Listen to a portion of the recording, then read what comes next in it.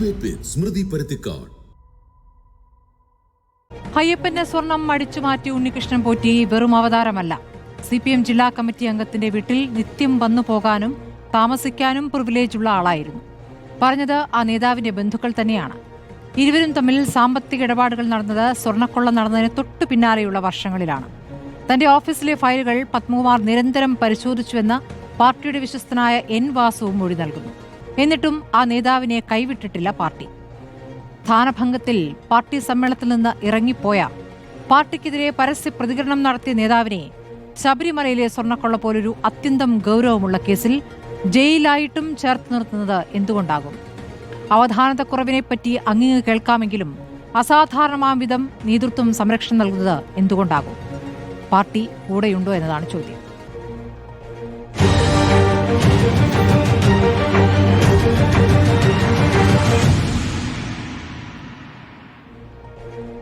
ചർച്ചയിൽ കോൺഗ്രസിൽ നിന്നും ജ്യോതികുമാർ ചാമക്കല, ഇടത് നിരീക്ഷകൻ റെജി ലൂക്കോസ്, TK രാജഗോപാൽ രാഷ്ട്രീയ നിരീക്ഷകൻ, ജോർജ് പുടിവാര രാഷ്ട്രീയ നിരീക്ഷകൻ എന്നിവരാണ്.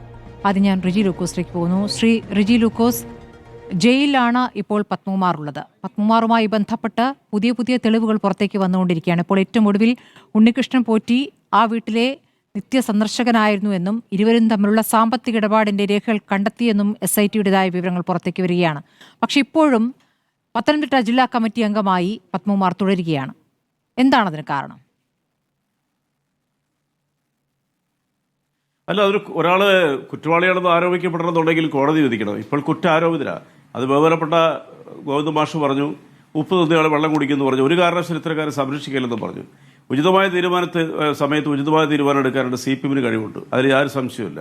ഇപ്പോൾ നിങ്ങൾ വാർത്ത കൊടുത്തിരിക്കുന്നത് പലതും വ്യാഖ്യാനിക്കുകയാണെന്നുണ്ടെങ്കിൽ അവിടെ മുഖ്യമന്ത്രി വരെ രാജിവെക്കണമെന്ന് പണ്ട് സ്വർണ്ണക്കടത്തിന്റെ കാലത്ത് രമേശ് ചെന്നിത്തലയും അതുപോലെ തന്നെ K സുരേന്ദ്രൻ ആരോപിച്ച പോലെ ഇനി അടുത്ത ഘട്ടത്തിലേക്ക് അങ്ങനെ വേണമെന്ന് നിങ്ങൾ ആരോപിക്കും.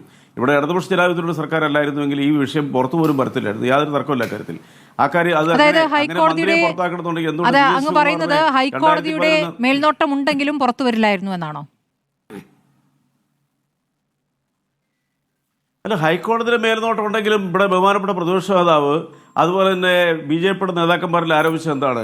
ഇത് ഉദ്യോഗസ്ഥന്മാരിൽ അവസാനിക്കും, സർക്കാർ അതിന് മുകളിലേക്കുള്ളവരെ സംരക്ഷിക്കും, യാതൊരു സംശയമില്ല, ചരിത്രങ്ങൾ അങ്ങനെ പറയണമെന്നൊക്കെ പറഞ്ഞു. അങ്ങനെ ചരിത്രം ഇതുവരെ CPM ഉണ്ടായിട്ടില്ല. ഇപ്പോൾ അവിടെ കണ്ടത് N വാസുവിനെ അറസ്റ്റ് ചെയ്തു, ഇപ്പോൾ പത്മകുമാറിനെ അറസ്റ്റ് ചെയ്തു. അതിൽ നിന്ന് മനസ്സിലാക്കുന്നത് ഈ സർക്കാർ ആരെ സംരക്ഷിക്കരുന്നുള്ളതാണ്. കുറ്റവാളികൾ ആരെങ്കിലും ഉണ്ടെങ്കിൽ അന്വേഷണ സംഘത്തിന് അത് ബോധ്യപ്പെട്ടാൽ അവരെ അറസ്റ്റ് ചെയ്യാനുള്ള എല്ലാ അധികാരവും. പക്ഷെ കുറ്റവാളി എന്ന് പ്രഖ്യാപിക്കണമെന്നുണ്ടെങ്കിൽ കോടതി തീരുമാനം പ്രഖ്യാപിക്കണം. ഈ ചരിത്രങ്ങൾ ഒരുപാട് മന്ത്രിയുടെ പാർട്ടിയിലെ ഒരാൾ അറസ്റ്റിലാകുമ്പോൾ കുറ്റാരോപിതൻ മാത്രം എന്ന് പറയുമ്പോൾ അത് ചില കേസുകളിൽ മാത്രമാണോ ആപ്ലിക്കബിൾ ആയിട്ടുള്ള കാര്യം? ഇതിൽ മാത്രമാണോ, ഈ കേസിൽ മാത്രമാണോ? ഇപ്പൊ നിങ്ങളത് സ്മൃതി ഉദ്ദേശിക്കുന്ന ആരെക്കുറിച്ചാണെന്ന് എനിക്ക് വളരെ വ്യക്തമായിട്ട് മനസ്സിലാക്കി കഴിഞ്ഞു. അപ്പം അതിനെക്കുറിച്ച് മറുപടി വരാൻ എന്തായാലും തൽക്കാലം ഞാൻ ആഗ്രഹിക്കുന്നില്ല. അതൊക്കെ പാർട്ടി തീരുമാനിക്കേണ്ട കാര്യങ്ങളാണ്. ഒരു കാര്യം ഉറപ്പാണ്, VS ശിവകുമാറിനെ സംരക്ഷിച്ച സ്വന്തം അനിയൻ 1,82,00,000 രൂപ ഒരു കാരണമില്ലാണ്ട് ഒരു കടലാസ് പോലും ഒരു കയ്യിൽ പോലും സ്പൂൺ പോലും വാങ്ങിക്കാണ്ട് തട്ടിയെടുത്തുകൊണ്ട് പോയപ്പോഴും ആ മന്ത്രി 5 വർഷക്കാലം പൂർത്തീകരിച്ചു. എന്നാൽ ഇവിടെ സംഭവിച്ചിരിക്കുന്നത് എന്താണ്? നിങ്ങൾ മാധ്യമങ്ങൾ വ്യാഖ്യാനിച്ച പോലെ, പ്രതിപക്ഷ നേതാവ് വ്യാഖ്യാനിച്ച പോലെ നേതാക്കന്മാരുടെ ഒരു പട തന്നെ വലിയ രീതിയിൽ സംശയത്തിന് നിഴലിലാകും എന്നുള്ള വ്യാഖ്യാനത്തിനോട് ഒരിക്കലും യോജിക്കാൻ പറ്റത്തില്ല. ഏതായാലും താരതമ്യമുണ്ടോ ശ്രീ റെജി ലൂക്കോസ്? രണ്ടും ഒരുപോലെയുള്ള കുറ്റങ്ങളായിട്ടാണോ കാണുന്നത്? അല്ല, കളവ് 1 രൂപയാണെങ്കിലും 1 കോടി രൂപയാണെങ്കിലും 1 ബില്യൺ ഒരു ബില്യനാണെങ്കിലും കളവ് തന്നെ. ഒരു വ്യത്യാസം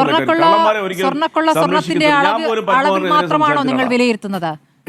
ശബരിമല സ്വർണ്ണക്കൊള്ള സ്വർണത്തിന്റെ അളവിലാണോ നിങ്ങൾ വിലയിരുത്തുന്നത്? ഒരിക്കലുമല്ല. സ്മൃതി, വളരെ കൃത്യമായിട്ട് തന്നെ പറയാം, ശബരിമല കൊള്ളയടിച്ചവരെ ഒരിക്കലും നീതിയുടെ തുലാസിൽ വെച്ച് ന്യായീകരിക്കാൻ ഞങ്ങളാരുമില്ല. ഒരു സംശയമില്ല. ഈ പത്മകുമാർ എന്ന് പറയുന്ന ആളെ ബലമായ സംശയം ഉണ്ടെന്നുള്ളവർ ഞാൻ പല ചർച്ചകളിലും പറഞ്ഞിട്ടുണ്ട്. കാരണം അയാളുടെ നിലപാടുകളിലെ വൈരുദ്ധ്യങ്ങൾ, ആദ്യം പറഞ്ഞു ഇത് ചെമ്പാണെന്ന് ആ മനുഷ്യൻ പറഞ്ഞു, അങ്ങനെ എഴുതി കൊടുക്കുകയും ചെയ്തു. രണ്ടാമത് ഇവര് ചെന്നൈയിലെ ആ സ്ഥാപനം സ്വർണം പൂശിയ സ്ഥാപനം പറഞ്ഞു ഞങ്ങൾക്ക് ഒരിക്കൽ സ്വർണം പൂശിയതിൽ വീണ്ടും പൂശാൻ പറ്റത്തില്ല, ഞങ്ങളതിൽ കിട്ടിയത് കൃത്യം വളരെ പുതിയ ചെമ്പാണെന്ന് പറഞ്ഞു. അതിൽ നിന്ന് പത്മാർ പറഞ്ഞതിനകത്ത് ഒരു വൈരുദ്ധ്യം ഇവിടെ എല്ലാവർക്കും ഒരേ. നമ്മൾ ആരുടെ അടുത്ത് മറച്ചിട്ട് കാര്യമില്ല, അത് മാധ്യമങ്ങളിലൂടെ ലൈവായിട്ട് പറഞ്ഞ കാര്യങ്ങളാണ്. നിരന്തരം 3-4 ദിവസം ആ പത്മകുമാറിനെയാണ് ഇപ്പോൾ പാർട്ടി സംരക്ഷിക്കുന്നത്. അങ്ങ് പറഞ്ഞ സംഭവത്തിന് ശേഷം എന്തൊക്കെ കാര്യങ്ങൾ ഇപ്പോൾ പുറത്തേക്ക് വന്നിരിക്കുന്നു. അദ്ദേഹത്തിന്റെ കൈപ്പടയിൽ തന്നെ ചെമ്പ് എന്ന് എഴുതി വെച്ച കടലാസ് പുറത്തു വന്നു അല്ലേ? ഇപ്പോൾ ബന്ധുക്കൾ പോലും അദ്ദേഹത്തിനെതിരെ മൊഴി കൊടുത്തിരിക്കുന്നു. പോറ്റി അവിടെ നിത്യ സന്ദർശകനായിരുന്നു. ഇരുവരും തമ്മിലുള്ള സാമ്പത്തിക ഇടപാടുകളുടെ രേഖകളും SIT പിടിച്ചെടുത്തു. ഇത്രയും വിവരമുണ്ടായിട്ടും ഇപ്പോൾ കുറ്റാരോപിതൻ എന്ന വാക്കിൽ അത് ഒരു ന്യായീകരണമായി എടുക്കുന്നത് എന്തുകൊണ്ടാണെന്നാണ് മനസ്സിലാക്കേണ്ടത്. സാധാരണക്കാർക്കത് അങ്ങോട്ട് ദഹിക്കുന്നില്ല. ശ്രീ റെജി ലൂക്കോസ്. അല്ല സാധാരണക്കാർക്ക് ദഹിക്കും. കാരണം സാധാരണക്കാർ എപ്പോഴും ഈ സർക്കാരിന്റെ ഈ നിശ്ചയദാർഢ്യത്തിന് സപ്പോർട്ട് ചെയ്യുന്നവരാണ്. ഞങ്ങളൊക്കെ ആൾക്കാരോട് സംസാരിക്കുന്നവരാ. പിന്നെ ഒരു കാര്യം ഞാൻ പറയാം, ഈ മനുഷ്യനെ സംബന്ധിച്ചുള്ള ഈ പത്മകുമാറിനെ സംബന്ധിച്ച് വാസുവാണെങ്കിലും ജനങ്ങളുടെ മുമ്പിൽ അത്ര നല്ല രീതിയിലുള്ളൊരു മാനേജ്മെന്റ് അല്ല ഒരു ഇമേജിലാണ് നിൽക്കുന്നത് എനിക്ക് വിശ്വാസമൊന്നുമില്ല. പക്ഷെ ഒരു കാര്യം പറയാം, ഈ ഗവൺമെന്റിനെ സംബന്ധിച്ചുള്ള ആവർത്തിച്ചു ഈ സർക്കാരിലായിരുന്നുവെങ്കിൽ ഇവരൊക്കെ വളരെ സുഖമായിട്ട് അന്തി ഉറങ്ങി മാന്യമായിട്ട് ഈ കൊള്ളമുതലിന്റെ മുകളിൽ വിരാജിച്ചാൽ ഒരു സംശയമില്ല. ഈ സ്മൃതി എന്നോടൊരു ചോദ്യം ചോദിച്ചല്ലോ, പാർട്ടിയും സർക്കാരും സംരക്ഷിക്കുന്നത് എവിടെയാ സംരക്ഷിക്കണേ? ഇപ്പൊ ഹൈക്കോടതിയുടെ നേതൃത്വത്തിലാണ് അന്വേഷണം നടക്കണമെങ്കിലും ആഭ്യന്തര വകുപ്പിന്റെ കീഴിലാണ് ഉദ്യോഗസ്ഥന്മാര്. ജനങ്ങളുടെ മുന്നിൽ പ്രതിച്ഛായ നഷ്ടപ്പെട്ട രണ്ട് നേതാക്കളാണ് N വാസുവും പത്മകുമാറും എന്ന് അല്ലേ? ആ പത്മകുമാറിനെയാണ് ഇപ്പോൾ പാർട്ടി ജില്ലാ കമ്മിറ്റിയിൽ തുടരാൻ അനുവദിക്കുന്നത്. അതിന്റെ ലോജിക് ഒന്ന് പറഞ്ഞു തരാമോ? ഇല്ല, അത് നിങ്ങൾ വ്യാഖ്യാനിക്കുക. അതൊരു സംരക്ഷണമല്ല. അതുകൊണ്ടല്ലേ ഗവർണർ മാഷിപ്പിന്റെ മൂന്നാമത്തെ പ്രാവശ്യം നിങ്ങൾ മാധ്യമങ്ങളോട് പറഞ്ഞേ, ഏത് വമ്പനാണെങ്കിലും ഒരു കാരണവശാലും സംരക്ഷിക്കത്തില്ല, ഏത് നേതാവാണെങ്കിലും സംരക്ഷിക്കില്ല, ഒരു കാരണവശാലും പാർട്ടിയുടെ സംരക്ഷണം സർക്കാരിന്റെ സംരക്ഷണം ഉണ്ടായില്ലെന്ന് പറഞ്ഞില്ലേ? അയാൾ ജില്ലാ കമ്മിറ്റി തുടരുന്നത് പിന്നെ ഒരു ലിമിറ്റ് ഉണ്ടോ എന്നുള്ള കാര്യത്തിൽ ചോദിച്ചാൽ അതിപ്പോ അടുത്ത തിങ്കളാഴ്ച ജില്ലാ കമ്മിറ്റി കൂടാൻ പോവാ. അന്നേരം പാർട്ടി തീരുമാനിക്കട്ടെ. അതിന് മുമ്പ് കൂടെയായിട്ട് ഞാനെങ്ങനെ മറുപടി പറയണേ? ഞാൻ എന്റെ അഭിപ്രായം പറഞ്ഞത്, എനിക്കത് പറയുന്നതിനകത്ത് യാതൊരു മടിയില്ല. പക്ഷേ ഈ ഗവൺമെന്റിനോടുള്ള ജനങ്ങളുടെ പ്രതിബദ്ധത എന്താണെന്നും ഈ പറയുന്ന ജനങ്ങളുടെ മുമ്പിൽ ഈ സർക്കാരിന്റെ സുതാര്യത എന്താണെന്നും മനസ്സിലാക്കാൻ ജനങ്ങൾക്ക് ബോധമുണ്ട്. ഞാൻ ഇന്നലെ ഒരു വലിയ പരിപാടി പങ്കെടുത്തിട്ടാണ്. ശ്രീ റെജി ലൂക്കോസ്, ഈ വിഷയത്തിൽ സുതാര്യതയിൽ സംശയമുണ്ടല്ലോ, അതല്ലേ? ഇത്രയും അധികം വിവരങ്ങൾ പുറത്തു വന്നിട്ടും ജില്ലാ കമ്മിറ്റി തീരുമാനിക്കട്ടെ എന്നാണോ സംസ്ഥാന സെക്രട്ടറി തീരുമാനിക്കുക? അങ്ങനെയല്ലല്ലോ. ആ വിഷയം ചർച്ച ചെയ്തു. അപ്പോൾ അതിനു മുൻപ് തന്നെ MP ഗോവിന്ദൻ പുറത്തു പറയുന്നത് കുറ്റാരോപിതൻ മാത്രമാണ്. കോടതിയിലെത്തിയ ശേഷം കോടതി വിധി ഇട്ട ശേഷം മതി തീരുമാനമെന്ന്. നിങ്ങൾ അങ്ങനെയാണെങ്കിൽ എല്ലാ കേസുകളും ആ നിലപാടെടുക്കണമെന്നേ. നിങ്ങൾക്ക് ഇഷ്ടമുള്ള കേസുകളിൽ ആ നിലപാട്, മറ്റു ചില കേസുകളിൽ അങ്ങനെയല്ല, തെരുവിലേക്ക് സമരവുമായി പ്രക്ഷോഭവുമായി ഇറങ്ങുക. അതെന്ത് സമീപനമാണ്? ഞങ്ങൾ അങ്ങനെ ഒരു തീരുമാനം എടുത്തിട്ടില്ല. ഞാൻ പറഞ്ഞു ഇതെല്ലാം ബോധ്യപ്പെടുത്തുന്നുണ്ട് കേരളത്തിലെ ജനങ്ങളോടാണ്. നിങ്ങൾ കുറച്ച് മാധ്യമങ്ങളിരുന്ന് വിചാരണ ചെയ്ത് ജനങ്ങൾക്ക് വേണ്ടിയാണല്ലോ മാധ്യമങ്ങൾ ചോദിക്കുന്നത്. ജനങ്ങളുടേതായ ചോദ്യങ്ങളാണല്ലോ മാധ്യമങ്ങൾ ചോദിക്കുന്നത്. ശ്രീ റെജി ലൂക്കോസ്, അല്ല അതിനെ ഞാൻ മാനിക്കുന്നു. ഒറ്റ മിനിറ്റ് എനിക്ക് തരാം. അതിനെ ഞാൻ മാനിക്കുന്നു. പക്ഷെ VN വാസവൻ അറസ്റ്റ് ചെയ്യണം. അല്ല, VN വാസവനെ കുറ്റവാളിയായിട്ട് ചിത്രീകരിക്കുന്ന ഏത് ഭാഷത്തിലാണെന്നും ഞങ്ങൾക്ക് ആർക്കും ചർച്ച തുടങ്ങിയപ്പോൾ 6 മിനിറ്റ് ആയല്ലോ. നമ്മൾ VN വാസവൻ എന്ന പേര് പറഞ്ഞോ? ഇല്ലല്ലോ. നമ്മൾ എന്താണ് പറഞ്ഞത്? നമ്മൾ ചോദിച്ചത് അറസ്റ്റുമായി ബന്ധപ്പെട്ട എടുത്ത നിലപാടിനെ കുറിച്ചാണ് അല്ലേ? അല്ല, ഞാൻ ചോദിച്ച ചോദ്യത്തിനല്ലേ അങ്ങയുടെ മറുപടി വേണ്ടത്? ഈ പാർട്ടി ചെയ്യുന്ന ഈ തീരുമാനത്തിൽ സുതാര്യതയുണ്ടെന്നാണ് അങ്ങ് പറയുന്നത്. കുറ്റാരോപിതൻ മാത്രം കോടതി തീരുമാനിക്കും വരെ അദ്ദേഹം ജില്ലാ കമ്മിറ്റി അംഗമായി തുടരുമെന്ന് പറയുന്നതിൽ ചില സംശയങ്ങൾ തോന്നുക സ്വാഭാവികമാണ്. അത് നിവർത്തിക്കാൻ പറ്റുന്നുണ്ടോ അങ്ങേക്കും പാർട്ടിക്കും? അല്ല, ഞാൻ പറഞ്ഞല്ലോ, നിങ്ങൾ മാധ്യമ വിചാരണ അനുസരിച്ച് തീരുമാനം എടുക്കുന്ന ഒരു പാർട്ടിയല്ല CPM. ആദ്യം മനസ്സിലാക്കുക, CPM ജനങ്ങളെ ബോധ്യപ്പെടുന്നത്. അതുകൊണ്ടാണ് ജനങ്ങൾ ഈ സ്വർണ്ണക്കടത്തുമായിട്ട് ബന്ധപ്പെട്ടൊക്കെ എന്തെല്ലാം ആരോപണങ്ങൾ എത്ര വർഷം ഉപയോഗിച്ചു, എത്ര പത്രസമ്മേളനം നടത്തി, മുഖ്യമന്ത്രിയുടെ ഓഫീസിൽ ഒരു അന്വേഷണം നീളണമെന്ന് പറഞ്ഞില്ലേ? എന്നിട്ട് ജനങ്ങൾ നടത്തിയ വിധി എന്താ? ഈ ഞാൻ പറയുന്നത് കേരളത്തിലെ ജനങ്ങളെ തെറ്റിദ്ധരിപ്പിക്കാൻ നിങ്ങളെ കൊണ്ട് സാധിക്കത്തില്ല. ഒറ്റ കാര്യം പറയാൻ നിങ്ങൾ ഓരോ സമയം ഓരോ ന്യായം പറയാതിരിക്കൂ ശ്രീ റെജി ലൂക്കോസ്. നിങ്ങൾ തന്നെ പറയുന്നു സർക്കാർ നിയോഗിച്ച അന്വേഷണ സംഘം SIT അന്വേഷിച്ച് അന്വേഷണം അവരുടെ സ്വതന്ത്രമായ രീതിയിൽ സുതാര്യമായി മുന്നോട്ട് പോകുന്നു, ഞങ്ങൾ ഇടപെട്ടിട്ടില്ലല്ലോ എന്ന് പറയുന്നു. ആ അന്വേഷണത്തിൽ കണ്ടെത്തിയ വിവരങ്ങൾ, ആ അന്വേഷണത്തിൽ അറസ്റ്റിലായ നേതാക്കൾ, അതിന്റെ കാര്യത്തിൽ മറ്റൊരു നിലപാട്, അതെങ്ങനെയാണ് അംഗീകരിക്കാനാവുക? ഞാനൊരു കാര്യം ചോദിക്കട്ടെ, നിങ്ങൾ CPM വിചാരണ തുടരുന്നുണ്ടല്ലോ. എനിക്കൊരു കാര്യം പറയാൻ എന്നെ ഒന്ന് അനുവദിക്കൂ. ഞങ്ങൾ ഒരിക്കലും ഇന്ന് ഞാൻ ബഹുമാനത്തോടെ കാണുന്ന രണ്ട് നേതാക്കന്മാരെ വളരെ ഇന്ന് വരെ ജീവിതത്തിൽ ഈ ചാനൽ ചർച്ചകൾ ഇന്ന് വരെ ഒരു ബ്ലാക്ക് സ്പോട്ട് വെച്ചുകൊണ്ട് ഞാൻ എൻ്റെ മനസ്സിൽ പോലും വെച്ചുകൊണ്ട് ഈ രാഹുൽ ഗാന്ധിയെ കുറിച്ച് വിമർശിച്ചിട്ടില്ല. കാരണം അദ്ദേഹം ഇന്ത്യൻ രാഷ്ട്രീയത്തിൽ നിലനിൽക്കണമെന്ന് ആഗ്രഹിക്കുന്ന ഒരു വ്യക്തിയാണ്. ഞാൻ ഒരുപാട് തവണ അതിനെക്കുറിച്ച് അന്വേഷിച്ചിട്ടുണ്ട്. പക്ഷേ അദ്ദേഹത്തിന്റെ മാതാവ് സോണിയാഗാന്ധിയും EDയുടെ ജാമ്യത്തിലെ 650 കോടി രൂപ തട്ടിയെന്ന് പറഞ്ഞുകൊണ്ട് ഞങ്ങളാരും അത് വിശ്വസിക്കുന്നുണ്ട്. നിങ്ങൾ കരുതണ്ട. അങ്ങനെയാണെങ്കിൽ എന്തുകൊണ്ട് അവരെ സ്ഥാനം ഒഴിയാത്ത ബഹുമാനപ്പെട്ട പ്രതിപക്ഷ നേതാവ് സ്ഥാനം ഒഴിയണം? സോണിയാഗാന്ധി ഇപ്പോൾ വിശ്രമ ജീവിതത്തിലാണെങ്കിൽ പോലും അവരെക്കുറിച്ച് എന്താണ് നിങ്ങൾ അത് കേന്ദ്ര പറയാനുള്ളത്? ഏജൻസികളെ ഞങ്ങൾ വെച്ച് പറയാൻ കേന്ദ്ര ആഗ്രഹിച്ചിരിക്കുന്നത് സർക്കാർ തുടർച്ചയായിട്ട് ചോദ്യങ്ങൾ ചോദിക്കുമ്പോൾ നടത്തുന്ന ഓപ്പോസിറ്റ് കേസുകളെ പാർട്ടിയെ കുറിച്ച് കുറിച്ച് ഘോരഘോരം നിങ്ങൾ ചെയ്യാത്ത- പ്രസംഗിക്കുന്ന CPM ഇപ്പോൾ ശബരിമല സ്വർണ്ണപ്പാളി മോഷണവും രാഹുൽ ഗാന്ധിക്കെതിരായ കേസും തമ്മിൽ താരതമ്യം ചെയ്യുന്നു. നന്നായിട്ടുണ്ട്. ഞാൻ ശ്രീ ജ്യോതികുമാർ ചാമക്കാലയിലേക്ക് പോകുന്നു. ശ്രീ ജ്യോതികുമാർ ചാമക്കാല, ഇന്നത്തെ ദിവസം പുറത്തു വന്നിരിക്കുന്ന വിവരം പറഞ്ഞോട്ട് അദ്ദേഹത്തിലേക്ക് വെക്കൂ. പറയൂ. ഒറ്റ കാര്യം പറഞ്ഞല്ലോ, ഞാൻ പറഞ്ഞല്ലോ, ഞങ്ങള് 99% CPM കാര്യം. എന്തായാലും എന്റെ കാര്യത്തിൽ എനിക്ക് ഉറപ്പുണ്ട്. ഞാൻ ആരെ ബോധ്യപ്പെടുത്താൻ പറയുന്നതല്ല. രാഹുൽ ഗാന്ധിയെ സോണിയാഗാന്ധിയെ ഞങ്ങൾ ഇന്ന് വരെ കാർഡടിച്ച് വിമർശിച്ചിട്ടില്ല. അല്ല, ഇപ്പൊ എന്ത് താരതമ്യമാണെന്ന് ചോദിച്ചിട്ടുള്ളൂ. ആ പാർട്ടി അതിപ്പോൾ ഇവിടെ പറയേണ്ട കാര്യം എന്നതാണ് ചോദ്യം. എന്തിനാണ് അതിവിടെ പറയുന്നത് എന്നാണ് ചോദ്യം. നിങ്ങൾ ഇങ്ങനെ CPM വിചാരണയല്ലല്ലോ, ചോദ്യങ്ങളല്ലേ. അപ്പൊ CPM നിങ്ങൾ ഇങ്ങനെ വിചാരണ ചെയ്യുമ്പോൾ ചോദ്യങ്ങളല്ലേ ചോദ്യങ്ങൾ എന്ന് പറഞ്ഞാൽ അത് വളരെ വ്യക്തമായല്ലോ. ഞങ്ങൾ ആരെങ്കിലും ഈ രീതിയിൽ ചോദ്യങ്ങളാണെന്ന് ഞങ്ങൾ ആരെങ്കിലും ഇത്തരം കാര്യങ്ങൾ ഈ രീതിയിൽ നിലപാടെടുത്തിട്ടുണ്ടോ? ഉണ്ടോ? നിങ്ങൾ പറയൂ. അപ്പൊ ഞങ്ങൾക്ക് പറയാനുള്ള അവകാശമല്ലേ ചാനലിൽ ഇരുന്നുകൊണ്ട്? ഞങ്ങളുടെ പാർട്ടി ഇങ്ങനെ ജനങ്ങൾ പിന്തുണ ഉണ്ടായിട്ട് ഇങ്ങനെ പറഞ്ഞുകൊണ്ടിരിക്കുക. അതിപ്പോ ഞങ്ങൾക്ക് പറയാനുള്ള അവകാശമില്ലേ? ഇത് പറയാൻ ആഗ്രഹിച്ചതല്ല. അപ്പൊ ഒരു കാര്യം പറയുമ്പോൾ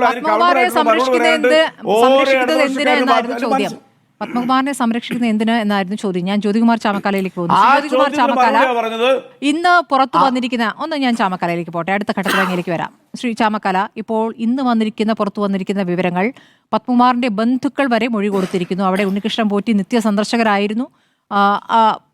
ഈ സ്വർണ്ണപ്പാളി കൊണ്ടുപോയ ശേഷം പല ഇടപാടുകളും ഇവർ തമ്മിൽ ഉണ്ടായിട്ടുണ്ട്, സാമ്പത്തിക ഇടപാടുകൾ ഉണ്ടായിട്ടുണ്ട് എന്നുള്ള കാര്യമാണ്. അതിന്റെ രേഖകളും SITക്ക് കിട്ടി എന്നുള്ളതാണ് ബന്ധുക്കൾ നൽകിയ മൊഴി. ഈ നിമിഷം വരെയും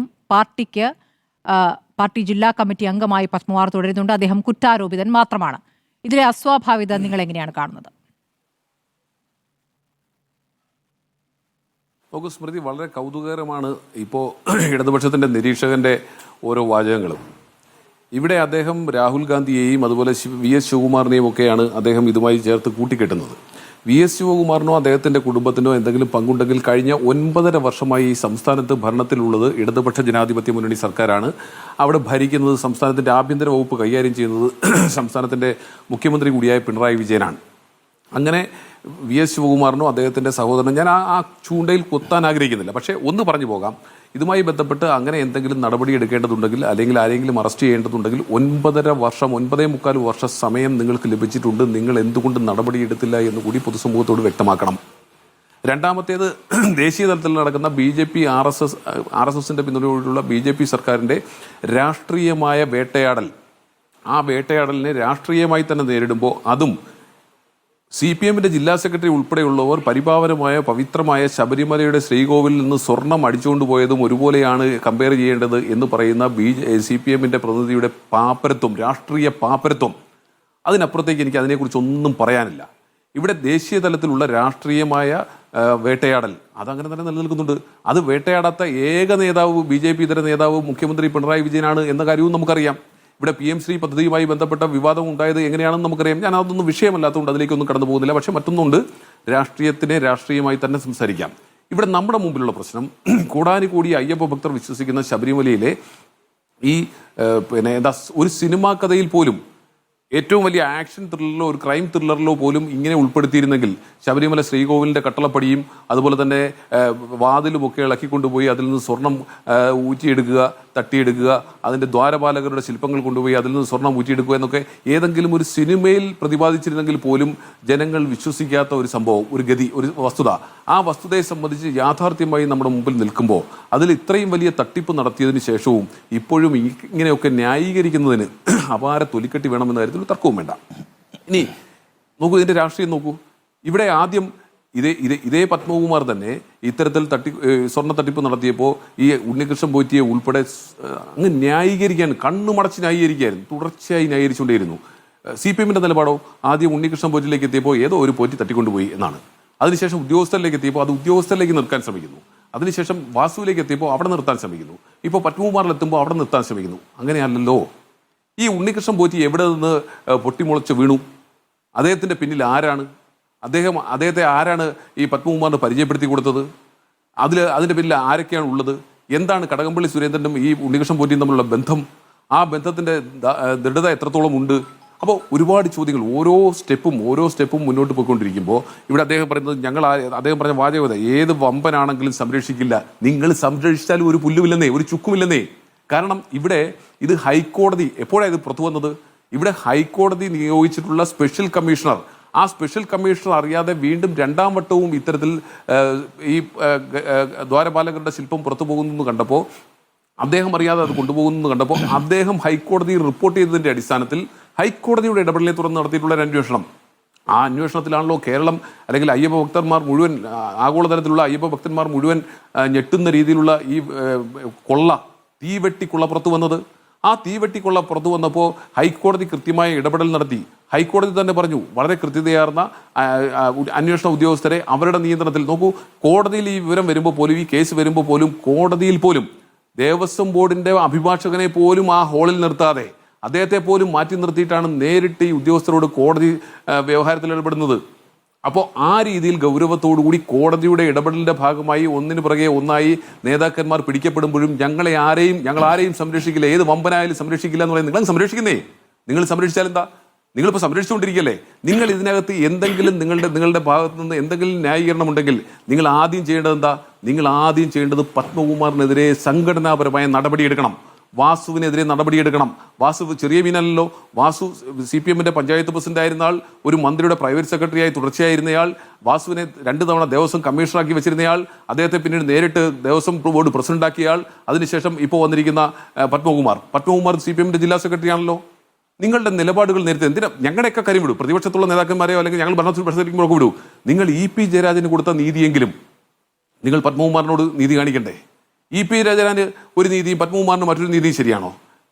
ഒരിക്കലുമല്ലോ. അതിനപ്പുറത്തെ എത്രയോ ആളുകൾ, എന്തിനേറെ പറയുന്നു, ഇപ്പോൾ ഇരിക്കുന്ന AK ശശീന്ദ്രന് കൊടുത്ത നീതി, അദ്ദേഹത്തിനെതിരായി ഒരു ശബ്ദശകലം പുറത്തു വന്നതിന്റെ പേരിൽ അദ്ദേഹത്തെ മാറ്റി നിർത്തിയില്ലേ?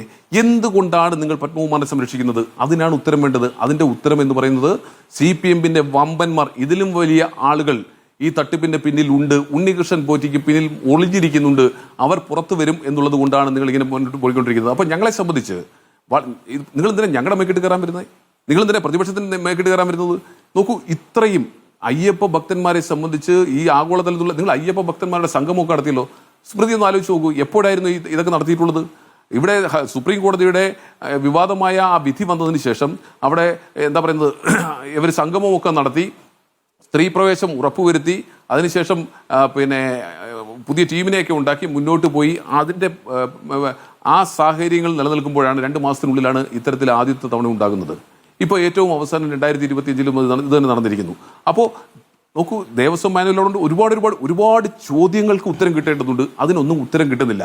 ഇവിടെ അന്വേഷണവുമായി ബന്ധപ്പെട്ട് ഇപ്പോൾ എന്താ പത്മകുമാർ പറഞ്ഞിരിക്കുന്നത്? ദൈവതുല്യനായി കണ്ടിരുന്ന ആൾ ഇങ്ങനെയൊക്കെ ചെയ്യുമെന്ന് പ്രതീക്ഷിച്ചിരുന്നില്ല. ആരാണ് ഈ ദൈവതുല്യൻ? ആരാണ്? മന്ത്രിമാരാണോ?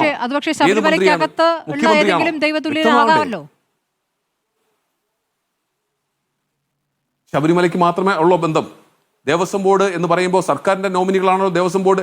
ദൈവതുല്യനായി ഒരു ദേവസ്വം ബോർഡ് പ്രസിഡന്റ് ഒരാളെ കാണണമെങ്കിൽ അദ്ദേഹത്തിന് എത്രമാത്രം ബന്ധമുള്ളയാളായിരിക്കാം? എന്തുകൊണ്ട് മുഖ്യമന്ത്രി ആയിക്കൂടാ? എന്തുകൊണ്ട് മന്ത്രിമാരായിക്കൂടാ?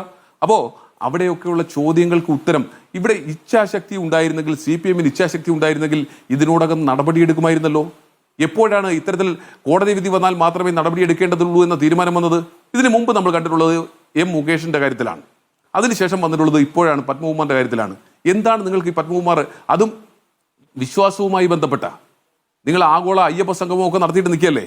ഈ വിശ്വാസവുമായി ബന്ധപ്പെട്ട് ഇത്രയും വിവാദം നിൽക്കുമ്പോൾ ഇത്രയും വലിയ തീവെട്ടിക്കൊള്ള ദേവസ്വം മാനുവൽ പറഞ്ഞിരിക്കുന്നു. ഇതുമായി ബന്ധപ്പെട്ട മെയിൻ്റെനൻസ് എന്ത് നടത്തിയാലും ആ കോമ്പൗണ്ടിൽ വെച്ച് നടത്തണമെന്നിരിക്കെ തുടർച്ചയായി ഇത് നടത്തിയതിനു ശേഷവും നിങ്ങൾ ഇപ്പോഴും അതിന്റെ പിന്നിൽ ഉണ്ട് എന്ന് ഹൈക്കോടതിയുടെ നേരിട്ടുള്ള നിരീക്ഷണത്തിൽ നടത്തുന്ന കേസിന്റെ ഭാഗമായി പിടിക്കപ്പെട്ടവർ, അവർ ജയിലിൽ പോയിട്ടും ഞങ്ങൾ കൊടുത്ത കേസിന്റെ അടിസ്ഥാനത്തിലല്ലോ, പ്രതിപക്ഷം പറഞ്ഞതിന്റെ അടിസ്ഥാനത്തിലല്ലോ, ഏതെങ്കിലും പോലീസല്ല അന്വേഷിച്ചത്, കേന്ദ്ര സർക്കാരിന്റെ സേനകളല്ലോ അന്വേഷിച്ചത്. ഇത് അന്വേഷിച്ചത് ഹൈക്കോടതി. ഞാൻ പറയട്ടെ, ഹൈക്കോടതിയുടെ നേരിട്ടുള്ള നിരീക്ഷണത്തിലുള്ള കേരള സംസ്ഥാന സർക്കാരിന്റെ പേറോളിലുള്ള ഉദ്യോഗസ്ഥർ അവർ തന്നെ അന്വേഷിച്ച് കണ്ടെത്തുമ്പോൾ അത് ഹൈക്കോടതിയുടെ നിരീക്ഷണത്തിലായതുകൊണ്ടാണ് ഇത്രയെങ്കിലും മുന്നോട്ട് പോകാൻ കഴിഞ്ഞിട്ടുള്ളത് എന്ന യാഥാർത്ഥ്യം നമ്മുടെ മുമ്പിലുണ്ട്.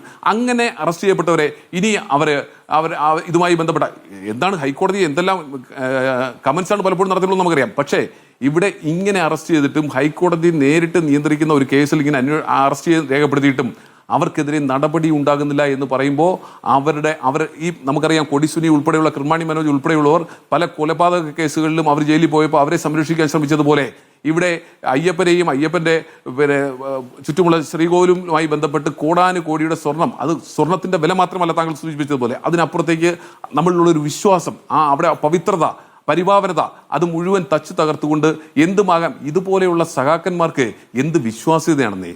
എന്നിട്ട് പത്മകുമാർ പറയുന്നത് എന്താ, ഞാൻ ശബരിമല ക്ഷേത്രവുമായി ബന്ധപ്പെട്ട് എനിക്ക് തലമുറകളുടെ പാരമ്പര്യമുണ്ട്, അവിടെ ഹരിവരാസനം എഴുതിയത് എൻ്റെ ബന്ധു, ഇങ്ങനെയൊക്കെ പച്ചക്കള്ളം പറഞ്ഞിട്ട് ഈ സ്വർണം ഉൾപ്പെടെ അടിച്ചുകൊണ്ട് പോകുന്ന ഈ പത്മകുമാറിനെ പോലെയുള്ളവരെ ഇപ്പോഴും CPM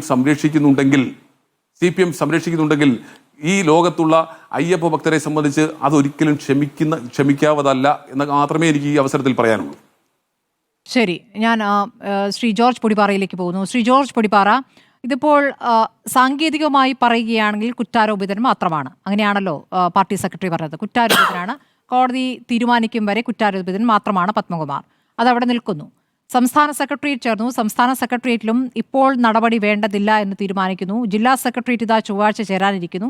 അപ്പോൾ ജില്ലാ സെക്രട്ടേറിയറ്റിൽ അവിടെ എന്താണ് അഭിപ്രായം ഉയരുക എന്നുള്ള ജില്ലാ കമ്മിറ്റി ചേരുന്നു. അവിടെയുള്ള അഭിപ്രായം കൂടി തേടിയ ശേഷമായിരിക്കും തീരുമാനമെടുക്കുക എന്ന് കേൾക്കുന്നു. അത് ഒരു പാർട്ടി നടപടിയുടെ വഴികളിലൂടെ കടന്നു പോകുന്നു, അല്ലെങ്കിൽ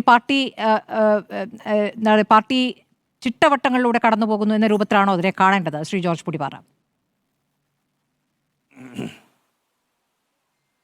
പ്രതി, എനിക്കെൻ്റെ പ്രിയപ്പെട്ട സുഹൃത്താണ് ശ്രീ റെജി ലൂക്കോസ്. പല കാര്യങ്ങളിലും എനിക്ക് അദ്ദേഹത്തോട് സ്നേഹമാണ്, ബഹുമാനമുണ്ട്. പക്ഷെ അദ്ദേഹത്തെ പോലെ ഒരാൾ ഇപ്പോൾ അകപ്പെട്ടിരിക്കുന്ന പ്രതിസന്ധി അത്ര വലുതാണ്. അദ്ദേഹം എന്ത് ചെയ്യാനാണ്? അദ്ദേഹത്തിന് ഇങ്ങനെയല്ലാതെ എങ്ങനെയാണ് പറയാൻ കഴിയുക? ആ പാർട്ടിയുടെ ഒരു വക്താവായിട്ട് വന്ന് നിൽക്കുക, സഹയാത്രികനാണ്, അല്ലെങ്കിൽ രാഷ്ട്രീയ നിരീക്ഷകനാണ്.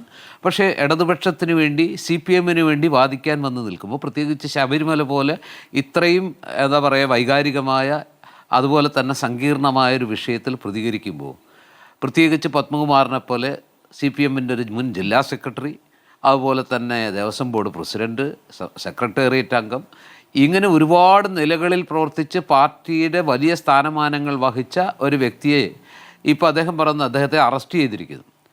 ഒന്ന് റെജി ലൂക്കോസിന് നെഞ്ചത്ത് കൈവച്ച് പറയാൻ പറ്റുമോ? ഈ SIT എന്ന് പറയുന്ന അദ്ദേഹം പറയുന്നിടത്ത് സർക്കാരാണ് SITയെ നിയന്ത്രിക്കുന്നത്, സർക്കാരിൻ്റെ ആർജവം കൊണ്ടും സർക്കാരിൻ്റെ ആത്മാർത്ഥത കൊണ്ടും SITക്ക് സമ്പൂർണ്ണ സ്വാതന്ത്ര്യം അനുവദിച്ചതുകൊണ്ടും SIT അവർ ആഗ്രഹിക്കുന്ന രീതിയിൽ, അവർക്ക് ശരിയെന്ന് തോന്നുന്ന രീതിയിൽ ഒരിടപെടലും ഇല്ലാതെ പ്രവർത്തിക്കുന്നു എന്ന് അദ്ദേഹം പറഞ്ഞാൽ, അങ്ങനെയാണെങ്കിൽ ഈ പത്മകുമാറിനെ ഒരു തെളിവുമില്ലാതെ അവർ അറസ്റ്റ് ചെയ്യൂ? ഇത്രയും വലിയൊരു നേതാവിന്, ഇത്രയും സർക്കാരിന് വേണ്ടപ്പെട്ട, ഇത്രയും പാർട്ടിക്ക് വേണ്ടപ്പെട്ട, ഇത്രയും മുന്നണിക്ക് വേണ്ടപ്പെട്ട കീ പോസ്റ്റുകളിൽ എത്രയോ കാലമായിട്ടിരുന്നൊരു വ്യക്തിയെ SIT കൃത്യമായ തെളിവില്ലാതെ സർക്കാരിൻ്റെ ആ നേതൃത്വത്തിലാണ് അല്ലെങ്കിൽ നിയന്ത്രണത്തിലാണ് ഈ അന്വേഷണം പോകുന്നതെങ്കിൽ സാമാന്യ ബുദ്ധി ഉപയോഗിച്ച് നമുക്ക് ആലോചിച്ചൂടെ ഈ മനുഷ്യനെ തൊടുവോ? അങ്ങനെ തൊടുന്നുണ്ടെങ്കിൽ അനിഷേധ്യമായ തെളിവുകളുടെ അടിസ്ഥാനത്തിലാണ്.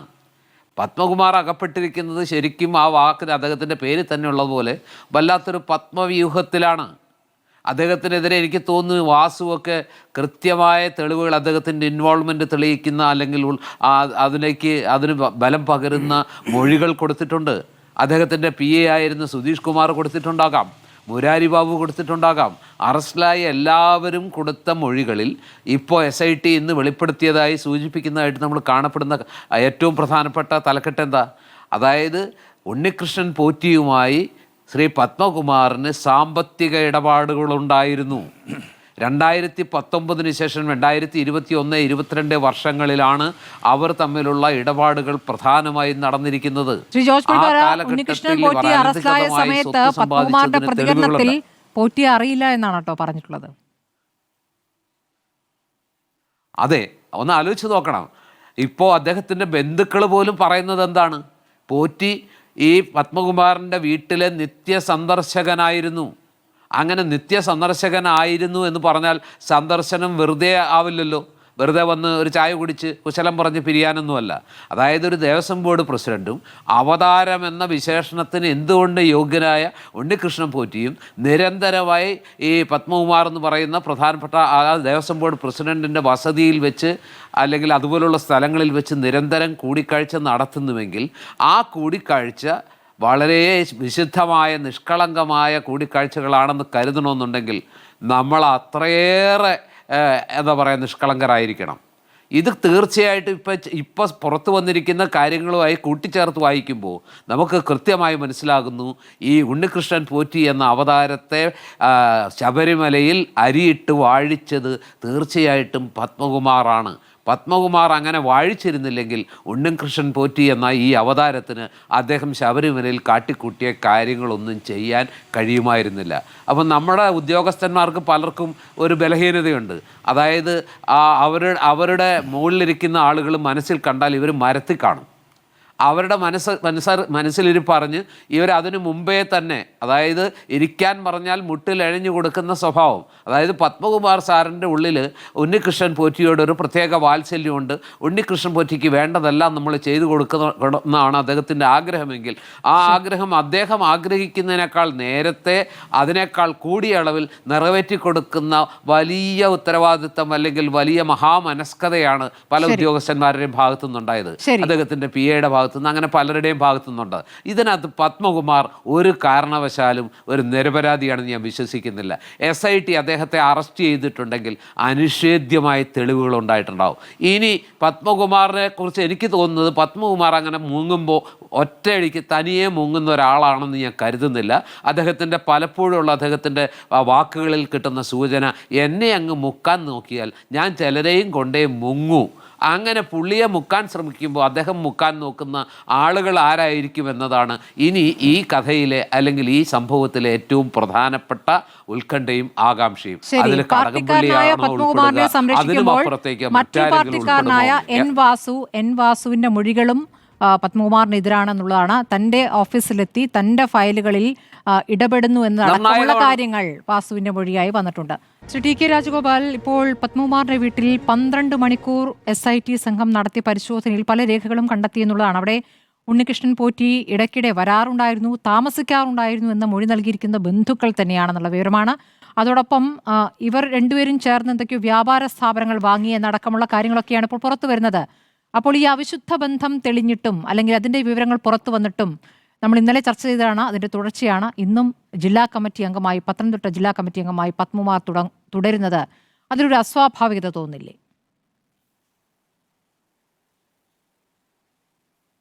എനിക്ക് തോന്നുന്നില്ല സ്മൃതി, എനിക്കതിനകത്തൊരു അസ്വാഭാവികത തോന്നുന്നില്ല. കാരണം എന്ന് പറഞ്ഞാൽ പാർട്ടിയെ നിർണായകമായ പല ഘട്ടങ്ങളിലും, വളരെ നിർണായകമായ ഘട്ടങ്ങളിൽ പാർട്ടിയെ കൂടെ നിർത്തിയ ആളാണ് പത്മകുമാർ. ഞാൻ പറയുന്ന കാര്യം ഒന്നുകൂടെ ആവർത്തിക്കുകയാണ്, പാർട്ടിയെ കൂടെ നിർത്തിയ ആളാണ് ശ്രീ പത്മകുമാർ. എന്ന് പറഞ്ഞാൽ ഞാനത് രാഷ്ട്രീയമോ കക്ഷി രാഷ്ട്രീയമോ ഒന്നും അല്ല പറയുന്നത്, ഞാൻ എൻ്റെ പ്രൊഫഷണൽ കണ്ട കാര്യങ്ങളാണ് പറയുന്നത്. പാർട്ടിയിൽ വലിയ ഗ്രൂപ്പിസം നിലനിൽക്കുന്ന കാലമുണ്ടായിരുന്നു.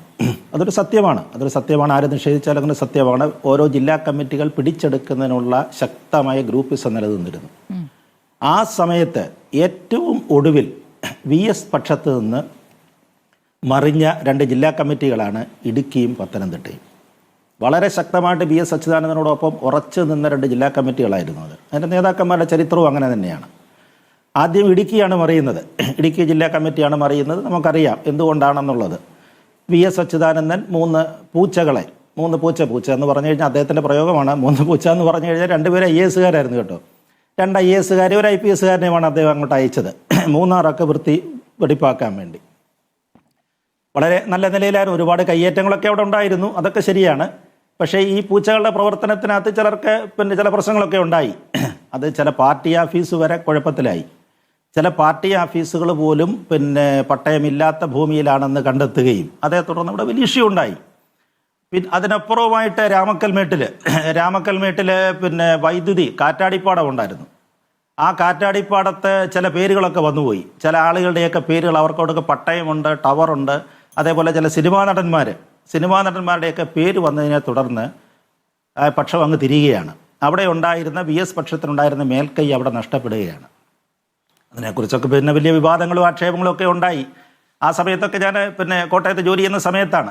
അപ്പോൾ അന്ന് ഇടുക്കിയിൽ നിന്നൊക്കെ ഉണ്ടായ ചില നേതാക്കന്മാരൊക്കെ വിളിച്ച് ചോദിച്ചു, ഞങ്ങൾ മറിയുകയാണ്, ഈ പറഞ്ഞതുപോലെ നിങ്ങളെ വലിയ സംഭവങ്ങളൊക്കെ ആയിട്ട് വന്നല്ലോ, മൂന്നാർ ഞങ്ങൾ വെളുപ്പിച്ച് കളയും, ഇതൊക്കെ പറയുമെന്നൊക്കെ പറഞ്ഞിട്ട് എന്നിട്ട് നിങ്ങൾ എന്താണ് അദ്ദേഹത്തിൻ്റെ സ്വതസിദ്ധമായ ശൈലിയിലുള്ള ചില വാക്കുകളൊക്കെ ചേർത്ത ചില വാക്കുകൾ എന്നെ എന്ത് ചെയ്തു എന്നൊക്കെ പറഞ്ഞ് ഓയും ലായും ഒക്കെ ചേർത്ത ചില വാക്കുകളിൽ ഞങ്ങളെ കളിയാക്കിയൊക്കെ ചേരുന്നു. പക്ഷേ എന്തായാലും ആത്യന്തികമായിട്ട് സംഭവിച്ചത് ആ ജില്ലാ കമ്മിറ്റി ആദ്യം മറിഞ്ഞ് മറ്റേ പക്ഷത്തേക്ക് മാറി.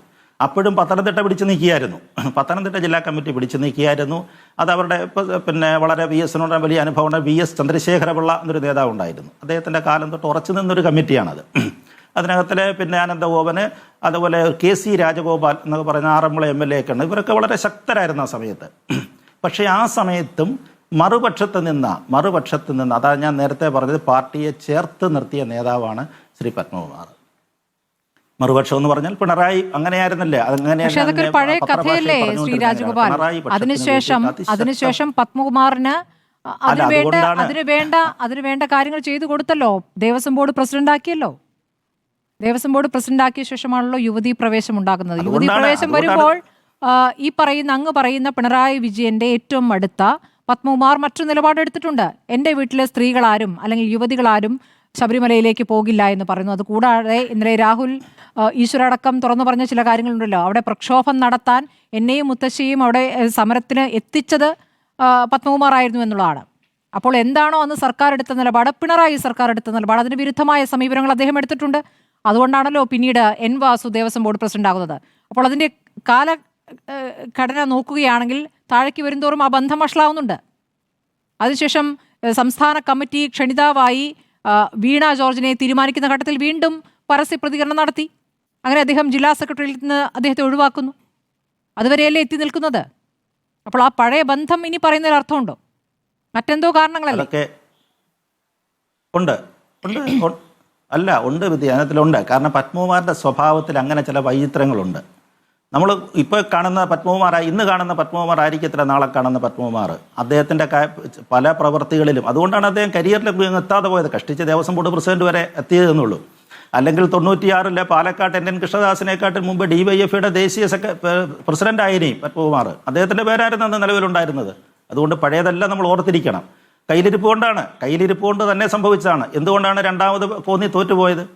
കോന്നി തോറ്റുപോയ സമയത്തും ചെറിയ മാർജിനാണ് തോക്കുന്നത്. ആ സമയത്തും പാർട്ടി സഖാക്കൾ വോട്ട് ചെയ്തത്, അന്ന് ഈ മറ്റേ ബാലറ്റ് പേപ്പറിലാണ് വോട്ട് ചെയ്യുന്നത്. പാർട്ടി സഖാക്കൾ വോട്ട് ചെയ്തത് ഈ ബാലറ്റ് തിരിച്ചു വെച്ചിട്ടാണ് അവർ അരിവാൾ ചുറ്റികയുടെ ആ ഇമേജ് കണ്ടെടുത്ത് വോട്ട് ചെയ്തത്. നോക്കണം വിരോധം. അത്തരത്തിലുള്ള പ്രവർത്തികൾ ചെയ്തതുകൊണ്ടാണ് ആ വൈരുദ്ധ്യം അദ്ദേഹത്തിൻ്റെ പണ്ട് തൊട്ടേ ഉണ്ട്, പത്മകുമാറിനുണ്ട്. അപ്പോൾ ഞാൻ ഈ ശബരിമല വിഷയത്തിൽ അതുകൊണ്ടാണ് ഞാൻ പറഞ്ഞത് പാർട്ടിയെ ചേർത്ത് നിർത്താനുള്ള കാരണം അദ്ദേഹം പണ്ട് പാർട്ടിയെ ചേർത്ത് നിർത്തിയതുകൊണ്ടാണെന്ന് പറയാനുള്ള കാരണം അതുകൊണ്ടാണ്. ഇപ്പോൾ ശബരിമലയുമായിട്ട് ബന്ധപ്പെട്ട് പറയുകയാണെങ്കിൽ കൃത്യമായിട്ട് പത്മകുമാറിന് ഇതെല്ലാം അറിയാമായിരുന്നു. നമ്മൾ നേരത്തെ പറഞ്ഞതാണ്, ഇന്നലത്തെ ചർച്ചയിൽ നമ്മൾ പറഞ്ഞതാണ്, പത്മകുമാർ പന്ത് അല്ലെങ്കിൽ ബാറ്റൺ കൈമാറിയിരിക്കുകയാണ്. ഇനി 2 ആളുകളിലേക്ക് അന്വേഷണം വരാനുള്ളൂ. അദ്ദേഹത്തിൻ്റെ ഭാഷയിൽ അദ്ദേഹത്തിൻ്റെ വാക്കെടുത്ത് പറയുകയാണെങ്കിൽ ദൈവതുല്യരായ 2 പേരിലേക്കാണ്. ദൈവതുല്യരുടെ 2 കർട്ടനാണ് നിൽക്കുന്നത്. അതിൽ ആദ്യത്തെ ദൈവതുല്യൻ ഒരു പക്ഷെങ്കിൽ പാർട്ടിയിലെ ആളായിരിക്കാം. പാർട്ടിയിലെ ആളിലേക്ക് വന്നു. കടകംപള്ളി സുരേന്ദ്രനിലേക്ക് അന്വേഷണം വരികയാണ്. തീർച്ചയായിട്ടും കടകംപള്ളി സുരേന്ദ്രനെ ചോദ്യം ചെയ്യപ്പെടേണ്ടി വരുമെന്ന് സംശയമൊന്നുമില്ല. കാരണം ഈ കത്താണ് ഇതിൻ്റെ അടിസ്ഥാന കാര്യം. ഒരു മന്ത്രി ഓഫീസിൽ കിട്ടിയ കത്ത് അറിഞ്ഞില്ല എന്നാണ് കടകംപള്ളി സുരേന്ദ്രൻ പറഞ്ഞത്. സ്വാഭാവികമായിരിക്കാം. പക്ഷേ അദ്ദേഹത്തിൻ്റെ പ്രൈവറ്റ് സെക്രട്ടറിമാരുണ്ടല്ലോ ഇവിടെ, PAമാരുണ്ട്, അഡീഷണൽ PSമാരുണ്ട്. ഒരു മന്ത്രിക്ക് ഒരു കത്ത് കിട്ടിക്കഴിഞ്ഞാൽ അവരൊക്കെ അത് പരിശോധിക്കത്തില്ലേ? പരിശോധിച്ച ശേഷം ഇക്കാര്യത്തിൽ അറിവുള്ള ഒരാൾ അതിനകത്ത് നോട്ട് എഴുതും. ആ നോട്ട് എഴുതിയിട്ടാണല്ലോ തിരിച്ച് ദേവസ്വം ബോർഡ് ഓഫീസിലേക്ക് അയക്കുന്നത്. അപ്പോൾ അങ്ങനെ ഒരു നോട്ട് ഉണ്ടായിട്ടുണ്ടോ? അതേപോലെ തന്നെ പോറ്റി വെറുതെ കത്തയച്ച് വെച്ച് വീട്ടിൽ ഇരിക്കത്തില്ല. പോറ്റി ഒരു പക്ഷേ കടകംപള്ളി സുരേന്ദ്രൻ്റെ ഓഫീസിൽ ചെന്ന് കാണും. അങ്ങനെയുടെ CCTV ദൃശ്യങ്ങൾ പരിശോധിക്കട്ടെ, അങ്ങനെ ചെന്നിട്ടുണ്ടോ എന്നുള്ള കാര്യത്തിൽ. ഇനിയും CCTV ഒക്കെ ഇടിവെട്ടി പോയിട്ടുണ്ടെങ്കിൽ എനിക്കറിഞ്ഞുകൂടെ എങ്ങനെയാണെന്നുള്ളത്. അങ്ങനെ ഉണ്ടെങ്കിൽ അത് പരിശോധിക്കണം. പരിശോധിച്ച ശേഷം നമുക്കിതിനകത്തൊരു തീരുമാനമെടുക്കാം. പക്ഷേ ഒരു കാര്യം എനിക്ക് വ്യക്തമായിട്ട് അറിയാം, നമ്മളൊരു പ്രൊഫഷണൽ കള്ളൻ, മിടുക്കനായ ഒരു കള്ളനാണെന്നുണ്ടെങ്കിൽ ഒരിക്കലും രേഖാമൂലം ഇതൊന്നും എഴുതി അയക്കത്തില്ല. നമ്മൾക്കൂടെ മോഷ്ടിക്കണമെന്നുള്ള നല്ല വ്യക്തം, അല്ലെങ്കിൽ പോറ്റിയെ ഇക്കാര്യത്തിൽ ഇടപെടുത്തണമെന്നുള്ള വ്യക്തമായ ലക്ഷ്യമുണ്ടെന്നുണ്ടെങ്കിൽ രേഖാമൂലം ഒന്നും എഴുതി അയക്കത്തില്ല. പത്മകുമാറിനോട് ഒരു പക്ഷെങ്കിൽ വാക്കിൽ പറഞ്ഞു, ടെലിഫോണിൽ വല്ലതും പറഞ്ഞിട്ടുണ്ടെങ്കിൽ എനിക്കറിഞ്ഞുകൂടാ, അങ്ങനെ പറയുകയുള്ളൂ. രേഖാമൂലമായ ഒരു കാര്യങ്ങളോട് കാണാൻ സാധ്യതയില്ല. അതാണ് അതിനകത്ത് സംഭവിക്കുന്നത്. അതുപോലെ തന്നെ ദേവസ്വം ബോർഡ് മെമ്പർമാർ അവരാദ്യം എതിർത്തെന്നാണ് പറയുന്നത്. അല്ലെങ്കിൽ ഒരു തവണ 1-2 തവണ കൂടിയപ്പോൾ അവർ പറഞ്ഞു ഞങ്ങൾക്ക് ഇതിനകത്ത് കൂട്ടി നിൽക്കാൻ സാധ്യമല്ലാണെന്നാണ് പറയുന്നത്. അതിൽ ഒരു മെമ്പറുടെ വിശേഷണമൊക്കെ നമ്മൾ കഴിഞ്ഞ ദിവസവും പറഞ്ഞതാണല്ലോ, പോലീസ് ബന്ധമുള്ളൊരു നേതാവാണ്, അദ്ദേഹത്തിന് അധികം വിരട്ടാനും ഒക്കത്തില്ല. അതുകൊണ്ടായിരിക്കാമെന്ന് തോന്നുന്നു. ഇനിയിപ്പോൾ അവരുടെ മൊഴി എടുക്കേണ്ടി വരും. അല്ലെങ്കിൽ അവരുടെ മൊഴി എടുത്തിട്ടുണ്ടോ എന്നറിയത്തില്ല.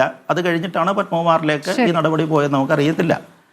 ഇനി രണ്ടാമത്തെ പാർട്ടാണ്, പത്മകുമാറിൻ്റെ രണ്ടാമത്തെ പാർട്ടാണ് തന്ത്രിമാരിലേക്ക് പറയാമോ? പറഞ്ഞോളൂ. രണ്ടാമത്തെ പാർട്ടിലേക്കാണ് അത് വരുന്നത്. രണ്ടാം പാർട്ടിലേക്കാണ് തന്ത്രിമാർ. അതും ദൈവതുല്യരാണല്ലോ. ശബരിമല സന്നിധാനത്ത് പത്മകുമാർ പറയുന്ന ദൈവതുല്യരിൽപ്പെട്ട ഒരാളുകളാണ് അവർ. തന്ത്രിമാരുണ്ട് അവിടെ. ആ തന്ത്രിമാരുടെ ഇതിനകത്തിലെ രണ്ട് തന്ത്രി കുടുംബങ്ങളിലെ ആളുകളാണ് അവിടെ മാറി മാറി വരുന്നത്. 3 പേർ ചേട്ടനനിയന്മാർക്ക് അവകാശം ഉണ്ടായിരുന്നെങ്കിലും ഒരാൾക്ക് പെൺമക്കളായതുകൊണ്ട് 2 തന്ത്രിമാരാണ് മാറി വരുന്നത്. അപ്പോൾ അതുകൊണ്ട് ഒരു ടേണിൽ ഒരു തന്ത്രിക്ക് 2 തവണ അവിടെ തന്ത്രിസ്ഥാനം വഹിക്കാനുള്ള അവകാശം കിട്ടുന്നുണ്ട്. അവിടെ അവരെ ചോദ്യം ചെയ്യണം. ഇത്രയും വസ്തുക്കൾ 2018 മുതൽ 25 വരെ പോയിട്ട് നമ്മളിപ്പോഴാണ് വിവരം അറിയുന്നത്. ഈ മോഷണം അല്ലേ, മോഷണം SITയുടെ തെളിവുകളൊക്കെ അങ്ങനെയാണല്ലോ വരുന്നത്. മോഷണം നടന്നു എന്ന് പറയുന്ന കാര്യങ്ങളൊക്കെ ശബരിമല ശ്രീകോവിലിൽ നിന്നാണ് പോയിരിക്കുന്നത്. 18 പോയ കാര്യങ്ങൾ നമ്മൾ 2025 ആരും പറഞ്ഞതല്ല. ആരും പറഞ്ഞതല്ല. മുമ്പേ ചർച്ചയെ ചൂണ്ടിക്കാണിച്ചതുപോലെ ബഹുമാനപ്പെട്ട ദേവസ്വം ബെഞ്ചാണ്. ദേവസ്വം ബെഞ്ച് കണ്ടെത്താനുള്ള കാരണം എന്ന് പറഞ്ഞാൽ അവിടെ ജഡ്ജിയുടെ അധികാരമുള്ള ഒരു സ്പെഷ്യൽ കമ്മീഷണർ ഉണ്ടായിരുന്നു. അദ്ദേഹം ഇതൊന്നും അറിയാതെ വന്നപ്പോൾ അദ്ദേഹം ഇതെല്ലാം കൂടെ രേഖാമൂലം എഴുതി കോടതി ബഹുമാനപ്പെട്ട ദേവസ്വം ബെഞ്ചിന് കൊടുത്തു. അന്നേരമാണ് നമ്മളിതൊക്കെ അറിയുന്നത് അല്ലേ. ഇതൊക്കെ പുറത്തു വരുന്നത് ആ സമയത്താണ്. അപ്പോൾ തീർച്ചയായിട്ടും അവരെന്തുകൊണ്ട് വെളിപ്പെടുത്തിയില്ല? ഒരുപക്ഷെ തന്ത്രിക്ക് അതിനെ പറഞ്ഞില്ല. സന്ധി സർക്കാർ ഉദ്യോഗസ്ഥനൊന്നും അല്ലല്ലോ, സർക്കാർ ശമ്പളം മേടിക്കുന്ന ആളല്ല. അത് അവർ പറയണമായിരുന്നു. അവരത് ഭക്തജനങ്ങളോട് പറയണമായിരുന്നു. ഇങ്ങനെയൊക്കെ ചില സംഭവങ്ങളിലൂടെ ഉണ്ടായിട്ടുണ്ട്, ഇതൊരു തട്ടിപ്പാണോ ഇല്ലയോ എന്നുള്ളതൊരു പക്ഷെങ്കിൽ അവർക്ക് അറിഞ്ഞുകൂടായിരിക്കാം. പക്ഷേ സംഭവങ്ങൾ അവിടെ നടന്നെന്നുള്ളത് ഒരു വെളിപ്പെടുത്തണമായിരുന്നു. ഇനി അതാണോ പത്മകുമാർ ഉദ്ദേശമെന്നും എനിക്ക് അറിഞ്ഞുകൂടാ കേട്ടോ. രണ്ടാമത്തെ ദൈവതുല്യർ എന്നൊക്കെ പറയുന്നത് തന്ത്രിമാരെയാണോ ഉദ്ദേശം എന്നുള്ളത് എനിക്ക് അറിഞ്ഞുകൂടാ. എന്തായാലും അന്വേഷണം ആ രീതിയിലേക്കൊക്കെയാണ് വരുന്നത്. ഇതിന്റെ ഒരു പോക്ക് കണ്ടിട്ട് ആ രീതിയിലേക്കൊക്കെ വരുന്നതാണെന്ന് എനിക്ക് തോന്നുന്നു. ശരി, എന്തുകൊണ്ട് പത്മകുമാറിന് ഈ സംരക്ഷണം എന്നതിൽ കൃത്യമായ മറുപടി നമുക്ക് ലഭിക്കുന്നില്ല എന്നുള്ളതാണ്. പല സംശയങ്ങളും ഉയർന്നു വരികയാണ്. പത്മകുമാർ പിണങ്ങിയാൽ അത് മറ്റു ചില പേരുകൾ കൂടി പുറത്തു വരുന്നതിലേക്ക് നയിക്കുമോ എന്നുള്ള ആശങ്കയാണ് ഉയരുന്നത്. പാർട്ടിക്ക് ആശങ്കയുണ്ട് എന്ന് രാഷ്ട്രീയ നിരീക്ഷകർ കരുതുകയാണ്. ശ്രീ റെജി ലൂക്കോസ്, ഇപ്പോൾ ഭൂരിപക്ഷ വോട്ട് തിരിച്ചു പിടിക്കുക എന്നുള്ളതാണല്ലോ CPM-ന്റെ ലക്ഷ്യം. കഴിഞ്ഞ ലോക്സഭാ തെരഞ്ഞെടുപ്പിന് ശേഷം അതാണ്. ഈ യുവതീ പ്രവേശം വഴി നഷ്ടപ്പെട്ട വോട്ടുകൾ തിരിച്ചു പിടിക്കുക. ഇപ്പോൾ ഏറ്റവും ഒടുവിൽ ആഗോള അയ്യപ്പ സംഘം നടത്തിയതുപോലും അതിനാണ്. ആ ആഗോള അയ്യപ്പ സംഘം നടത്തുന്ന ഘട്ടത്തിൽ അതിലേക്ക് ആളുകളെ ക്ഷണിച്ച മത നേതാക്കളുടെ കാര്യത്തിലൊക്കെ വന്ന സമയത്ത് ഒരു ചോദ്യമായിട്ട് ചോദിച്ചതാണ് യുവതീ പ്രവേശവുമായി ബന്ധപ്പെട്ടുള്ള ചോദ്യങ്ങൾ. അപ്പോൾ പാർട്ടി പറഞ്ഞത് അത് കഴിഞ്ഞ കാര്യമാണ്, അതിനി പറയേണ്ടതില്ല എന്നുള്ളതാണ്. അതായത് യുവതീ പ്രവേശവുമായി ബന്ധപ്പെട്ട് മറ്റു നിലപാടിലേക്ക് പാർട്ടി എത്തിയെന്നുള്ളതാണ്. അപ്പോൾ അത്രത്തോളം ഭൂരിപക്ഷ വോട്ട് പിടിക്കാനുള്ള ശ്രമങ്ങൾ നടത്തുമ്പോൾ ഈ സ്വർണ്ണപ്പാളിയുമായി ബന്ധപ്പെട്ട് പാർട്ടിയിലെ പ്രധാനപ്പെട്ട നേതാക്കൾ തന്നെ അകത്താകുമ്പോൾ അതിനെ അനുകൂലിച്ച് അല്ലെങ്കിൽ അവർക്ക് പിന്തുണ നൽകുന്ന സമീപനം എടുക്കുമ്പോൾ ഈ ഭൂരിപക്ഷ വോട്ട് പിന്നെ എങ്ങോട്ട് പോകും? അത് പോയില്ലേ? ആ പേടിയില്ലേ? അല്ല, 2 കാര്യമുണ്ട്. അവരെ അനുകൂലിച്ച് ഒരു നിലപാടെടുത്തുള്ള സ്മൃതി പിൻവലിക്കണം. അവരെ അനുകൂലിച്ച് നിലപാട് ഇതോടെ പാർട്ടി എടുത്തിട്ടുണ്ടോ?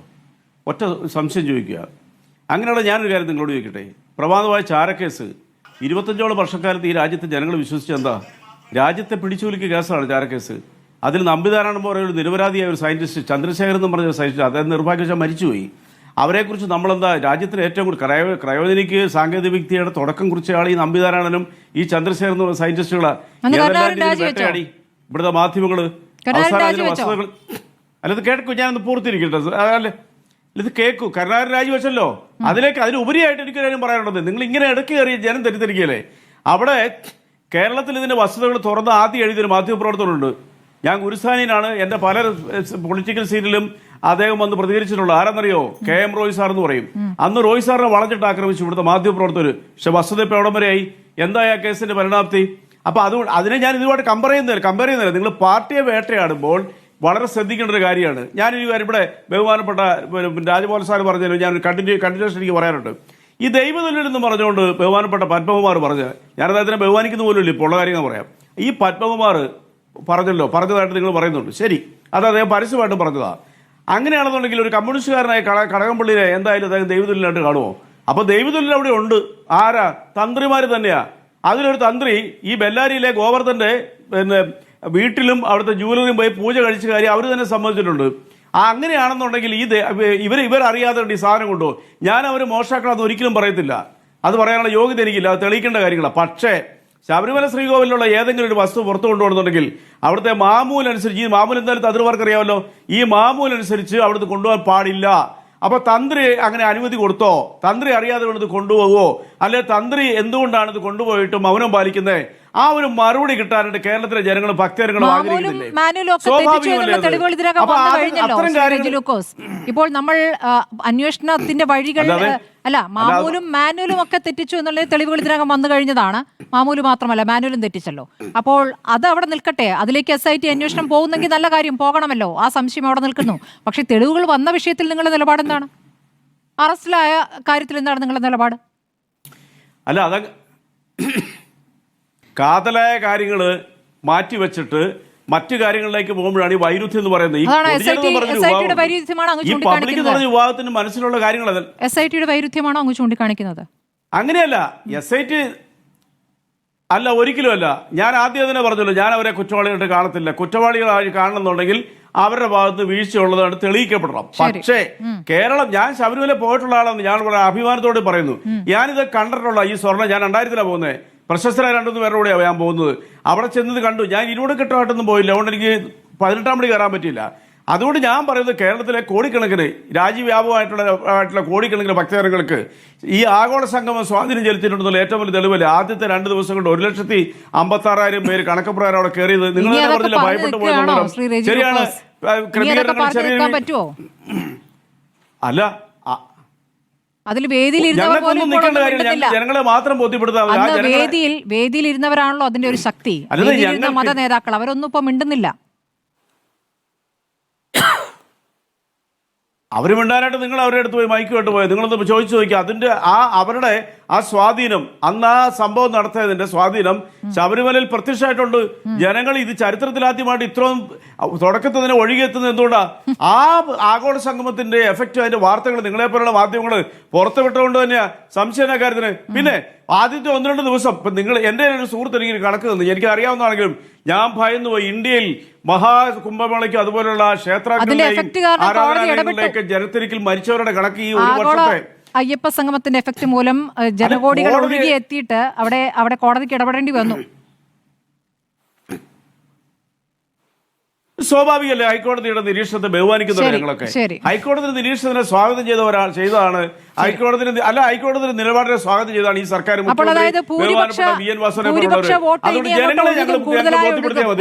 ഈ സ്വർണ്ണപ്പാളി സംഭവത്തിന് ശേഷം അതൊന്നും ആളുകൾ വിശ്വസിക്കില്ല എന്ന്, ഭൂരിപക്ഷ വോട്ട് ഒഴുകും. അത് അടുത്ത 14-ാം തീയതി സ്മൃതിക്ക് അറിയാം. കാരണം കേരളത്തിൽ ഇതിലും വലിയ വേട്ട നടന്നിട്ടില്ല. 2021 ഈ സർക്കാർ 9 സീറ്റ് ഞങ്ങളെ വിജയിപ്പിച്ചവരാ. അന്ന് എന്തെല്ലാം കാര്യങ്ങൾ മുഖ്യമന്ത്രി വരെ കള്ളനെന്ന് വിളിച്ചു. അല്ല, അന്ന് സ്വർണ്ണക്കടത്ത് എന്നതിനെ പൂർണ്ണമായും നിരാകരിക്കുകയും ആ സംഭവം ശരിയല്ല എന്നുള്ള വാദവും നിങ്ങൾക്ക് ശക്തമായി ഉന്നയിക്കാൻ കഴിഞ്ഞു, അല്ലേ? പക്ഷേ സ്വർണ്ണപ്പാളി നഷ്ടപ്പെട്ടിട്ടില്ല എന്ന ഘട്ടത്തിൽ നിങ്ങൾക്ക് പറയാമല്ലോ. സ്വർണ്ണപ്പാളി പോയല്ലോ. സ്വർണ്ണം കട്ടെന്നും അല്ല, നിൽക്കൂ, സ്വർണ്ണപ്പാളി പോയെന്നും അത് പൂശിയതല്ലെന്നും 40 കിലോ സ്വർണ്ണം അവിടെ ക്ലാഡ് ചെയ്ത് കയറ്റിയെന്നും വ്യക്തമായ തെളിവുകളോട് ജനങ്ങളുടെ മുമ്പിൽ അവതരിപ്പിക്കപ്പെട്ടിട്ട് 25 വർഷമായിട്ടുള്ളൂ. അതിൽ വിശ്വസിക്കുന്ന ഒരാളാണ് ഞാൻ. അത് കട്ടെടുത്തോണ്ട് പോയെന്ന് വരുത്തി യാതൊരു സംശയമില്ല. ആ കട്ടവന്മാരെ പിടിച്ച് അകത്തിടണം, അതിൽ ഒരു തർക്കമില്ല. പക്ഷെ ഞങ്ങൾ കൃത്യമായി കട്ടവരിലുള്ളവരെ നിർത്തുന്നു എന്നുള്ളതാണ് ഇപ്പൊ പ്രശ്നം. അതാണല്ലോ നമ്മൾ ചർച്ച ചെയ്യുന്നത്. ഞാൻ വരാം. ശ്രീ ജ്യോതികുമാർ ചാമക്കാല, ഭൂരിപക്ഷ വോട്ട് ഇനി ഒഴുകിയെത്തും. ആഗോള അയ്യപ്പ സംഗമത്തിന്റെ എഫക്ട് ഇങ്ങനെ വന്നുകൊണ്ടേയിരിക്കുകയാണെന്നാണ് അദ്ദേഹത്തിന്റെ വിശ്വാസം. ഇതിലെന്താണ് പറയാനുള്ളത്? ഈ ഒരു ശബരിമലയിലെ സ്വർണ്ണപ്പാളി വിഷയം അത് പ്രതിപക്ഷത്തിന് ഗുണം ചെയ്യും രാഷ്ട്രീയമായി എന്ന് കരുതുന്നുണ്ടോ?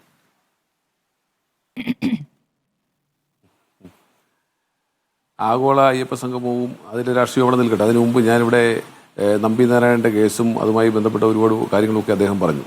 അതുകൊണ്ട് തന്നെ CPMന്റെ നിലപാട് ഇവിടെ വ്യക്തമാക്കുകയാണ്. അതായത് CPM പറയുന്നത്, ഇനി ഈ രാജ്യത്ത് ഒരാൾക്കെതിരെ ചാർജ് ഷീറ്റ് കൊടുത്താൽ, ഒരാളെ പോലീസ് അറസ്റ്റ് ചെയ്താൽ, ഒരാളെ പോലീസ് റിമാൻഡ് ചെയ്താൽ, കോടതി റിമാൻഡ് ചെയ്താൽ, ഒരാൾ ജയിലിൽ പോയാൽ അത് ഞങ്ങൾ കുറ്റമായിട്ടോ ശിക്ഷയായിട്ടോ കണക്കാക്കുന്നതല്ല, മറിച്ച് അതിന്മേൽ അന്തിമ വിധി വരുന്നതുവരെ ഞങ്ങൾ കാത്തു നിൽക്കും എന്ന CPMന്റെ പ്രഖ്യാപിത പുതിയ നിലപാട്, പുതിയ സിദ്ധാന്തം ഇവിടെ അവതരിപ്പിക്കപ്പെടുകയാണ്. ഇത് പറയുന്നതിന് അടിസ്ഥാനമായി പറയുന്നത്, നമ്പിനാരായണന്റെ കേസാണെങ്കിൽ ഒറ്റ ചോദ്യമേ ഉള്ളൂ, എങ്കിൽ പിന്നെ എന്തിനായിരുന്നു ആരാധ്യനായ ഉമ്മൻചാണ്ടിക്കെതിരെ നിങ്ങൾ ഇത്രയും ദിവസം ഈ സംസ്ഥാനത്ത് സമരം നടത്തിയത്? എന്തിന്റെ പേരിലായിരുന്നു നിങ്ങളുടെ സമരം? അദ്ദേഹത്തിന്റെ കേസുമായി ബന്ധപ്പെട്ട വിധി വന്നതിന് ശേഷം മതിയായിരുന്നല്ലോ. എങ്കിൽ പിന്നെ എന്തിനായിരുന്നു നിങ്ങൾ ഇ.പി. ജയരാജനെ പുറത്താക്കിയത് മന്ത്രിസഭയിൽ നിന്ന്? എന്തിനായിരുന്നു നിങ്ങൾ എ.കെ. ശശീന്ദ്രനെ പുറത്താക്കിയത്? ഒരുപാട് കേസുകൾ നമ്മുടെ മുമ്പിലുണ്ട്, ഞാൻ അതിലേക്കൊന്നും പോകുന്നില്ല. പക്ഷേ അവസരത്തിനൊത്ത് ഗോൾ പോസ്റ്റ് മാറ്റുന്നവരുടെ പേരാണ് CPM എന്ന് നമ്മൾ വീണ്ടും വീണ്ടും തെളിയിക്കപ്പെടുകയാണ്. ഇവിടെ അദ്ദേഹം പറയുന്നത് പിന്നെ എന്താ, ഞങ്ങൾ ഇപ്പോൾ താങ്കൾ ചോദിച്ചതുപോലെ ശബരിമലയിൽ ഇങ്ങനെ തന്ത്രിമാരാണ് ഈ കള്ളന്മാർ, കുഴപ്പക്കാരന്മാർ എന്ന് സ്ഥാപിക്കാൻ ശ്രമിക്കുകയാണ്. ഞാൻ അപ്പോഴും ചോദിക്കുന്നു, എന്തിനായിരുന്നു ഈ കടകംപള്ളി സുരേന്ദ്രൻ ഇദ്ദേഹത്തിന് ഈ കത്ത് ഫോർവേഡ് ചെയ്തത്? കടകംപള്ളി ഇപ്പോൾ ഞാൻ കണ്ടിട്ടേയില്ല എന്ന് പത്മകുമാർ പറഞ്ഞിരുന്ന ഈ പോറ്റിയുമായി ബന്ധപ്പെട്ട് പത്മകുമാറിന് നല്ല ബന്ധമുണ്ട് എന്ന് തെളിവ് വരുന്നു. അവർ തമ്മിൽ ബിസിനസ് സാമ്രാജ്യങ്ങൾ ഉണ്ടാക്കിയിട്ടുണ്ട് എന്ന് തെളിവ് വരുന്നു. അപ്പോൾ ഉണ്ണികൃഷ്ണൻ പോറ്റിയും പത്മകുമാറും തമ്മിൽ നല്ല ബന്ധമുണ്ട് എന്ന് ബോധ്യപ്പെടുന്നു. ഇവിടെ ഇതേപോലെ അല്ലെങ്കിൽ ഇതിനപ്പുറത്തേക്ക് കടകംപള്ളി സുരേന്ദ്രനും ഈ ഉണ്ണികൃഷ്ണൻ പോറ്റിയും തമ്മിലുള്ള ബന്ധം എന്ത് എന്നതിനെ സംബന്ധിച്ച് കടകംപള്ളി ഒന്ന് വ്യക്തമാക്കുമോ? ഇല്ല. അതിനപ്പുറത്തേക്ക് അദ്ദേഹം പറയുന്നത് തന്ത്രിമാരിലേക്ക് കൊണ്ടുവന്ന് ചാരിയൊന്നും വേണ്ട. ഇതൊക്കെ കാര്യമായി തന്ത്രിമാർ പറയുന്നതനുസരിച്ച് ഭരിക്കാനല്ലല്ലോ CPMന്റെ ദേവസ്വം ബോർഡ് പ്രസിഡന്റിനെയും മെമ്പർമാരെയും CPM നിയോഗിച്ചിട്ടുള്ളത്. ദേവസ്വം ബോർഡിൽ ഭരണം നടത്തേണ്ടത് എങ്ങനെയെന്നതിനെ സംബന്ധിച്ച് CPMനെ പഠിപ്പിക്കേണ്ടതുമില്ലല്ലോ. ഈ രാജ്യത്ത് ഇതുമായി ബന്ധപ്പെട്ട നിയമങ്ങൾ നിലവിലുണ്ടല്ലോ. അപ്പോൾ CPM നിയോഗിച്ച CPMന്റെ സംസ്ഥാന നേതാക്കന്മാർ ഉൾപ്പെടുന്ന ഈ പറയുന്ന വാസുവും അതുപോലെ തന്നെ പത്മകുമാറും ഒക്കെ ദേവസ്വം ബോർഡിന്റെ പ്രസിഡന്റായിട്ടും അതുപോലെ തന്നെ ഇപ്പോഴത്തെ ഒരു DIGയുടെ പിതാവ് ഉൾപ്പെടെയുള്ളവർ ദേവസ്വം ബോർഡ് അംഗങ്ങളായിട്ടും ഒക്കെ ഇരിക്കുമ്പോൾ അവരൊക്കെ പോയിട്ടുള്ളത് ഈ പറയുന്ന തന്ത്രി പറയുന്നത് മാത്രം കേൾക്കാനല്ലല്ലോ. അവിടെ ദേവസ്വം മാനുവൽ ഉണ്ടല്ലോ. താങ്കൾ ഈ പറഞ്ഞതുപോലെ ദേവസ്വം മാനുവൽ ഉണ്ട് എന്നൊക്കെ പറയുന്നുണ്ട്. അതിനപ്പുറത്തേക്ക് മാമൂലിനെ കുറിച്ച് പറയുന്നതിനപ്പുറത്തേക്ക് മാനുവലിൽ പറഞ്ഞിരിക്കുന്ന കാര്യങ്ങളുടെ വ്യതിയാനം ഉണ്ടായത് എങ്ങനെയാണെന്ന് പറയാൻ കഴിയുന്നില്ല. ഇനി പറയുന്നത് എന്താ, 1,56,000 പേര് വന്നു. അത് ഞങ്ങൾ അങ്ങനെയാണെങ്കിൽ ഞങ്ങൾക്ക് പറയേണ്ടി വരും, നിങ്ങൾ സ്വർണം കൊള്ളയടിച്ചു, ഇനി അയ്യപ്പെങ്കിലും അവിടെ അവശേഷിക്കുന്നുണ്ടോ എന്ന് നോക്കാൻ ഭക്തർ ഓടിയെത്തിയതാകാം. അങ്ങനെയും പറയാമല്ലോ, അങ്ങനെയും ചിന്തിച്ചുകൂടെ? അപ്പോൾ ഇതിനെ സംബന്ധിച്ച് നോക്കൂ, ശ്രീകോവിലാണെന്നേ, പരമപവിത്രമായ അയ്യപ്പൻ കുടികൊള്ളുന്ന ശ്രീകോവിലിന്റെ കട്ടളപ്പാടിയും ശ്രീകോവിലിന്റെ കഥവുമാണ് അടിച്ചുകൊണ്ട് പോയിരിക്കുന്നത്. അപ്പോൾ അതിനുശേഷം 1,56,000 പേര് വന്നിരിക്കുന്നത് ഞങ്ങൾ ഈ കൊള്ളം നടത്തിയിട്ടാണ് എന്ന് ഇങ്ങനെ തൊലിക്കട്ടിയോടുകൂടി പറയണമെങ്കിൽ സമ്മതിച്ചേ മതിയാവൂ. അതിനപ്പുറത്തേക്ക് താങ്കൾ ചോദിച്ച ചോദ്യത്തിലേക്ക് ഞാൻ മടങ്ങി വരാം. ഇവിടെ പിന്നെ രാഷ്ട്രീയമായി ഭൂരിപക്ഷം കൂടെ നിൽക്കുമോ ഇല്ലയോ എന്നുള്ളതാണ്. നോക്കൂ, നമ്മൾ 2018 സുപ്രീം കോടതിയുടെ ജഡ്ജ്മെന്റ് വന്നപ്പോഴും ഞങ്ങളൊക്കെ ഇത് സംസാരിച്ചതാണ്. അന്ന് BJP സുവർണാവസരമാക്കി കണക്കാക്കിക്കൊണ്ട് ഇതിൽ നിന്ന് രാഷ്ട്രീയമായ മുതലെടുപ്പിന് ശ്രമിച്ചു. CPMനെ സംബന്ധിച്ച് ഇത് അവിടെ എന്താ പറയുന്നത്, നവോത്ഥാനം നടപ്പിലാക്കാൻ ശ്രമിച്ചു.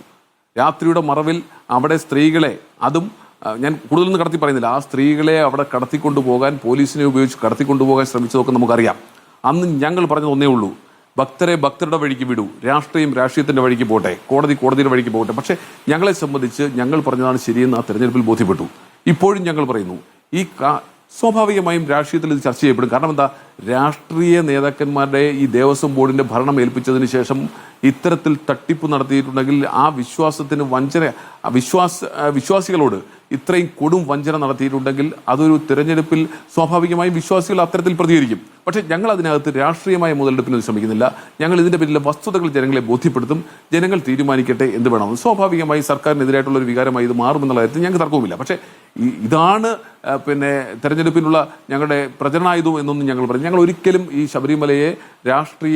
ശബരിമലയുടെ വിശ്വാസവുമായി ബന്ധപ്പെട്ട വിഷയങ്ങളെ രാഷ്ട്രീയമായി മുതലെടുക്കാൻ ഞങ്ങൾ ശ്രമിച്ചിട്ടേ ഇല്ല. 2018-ലുമില്ല, 2026-ലുമില്ല. പക്ഷേ ജനങ്ങൾക്ക് ഇതിനെ സംബന്ധിച്ച് നല്ല ബോധ്യമുണ്ട്, വിശ്വാസികൾക്ക് ഇതിനെ സംബന്ധിച്ച് നല്ല ബോധ്യമുണ്ട്. അപ്പോൾ ഇത്രയും തീവെട്ടിക്കൊള്ള നടത്തിയിട്ടും അവിടെ ഭക്തജനങ്ങൾ വന്നുകൊണ്ടിരിക്കുന്നതിലുള്ള അസഹിഷ്ണുതയാണ് CPMന്റെ പ്രതിനിധി പ്രകടിപ്പിച്ചുകൊണ്ടിരിക്കുന്നത്. അവിടെ ഭക്തർ വരുന്നുണ്ടെങ്കിൽ അതിനെക്കുറിച്ച് നിങ്ങൾ ഇങ്ങനെ ചിന്തിക്കരുത്.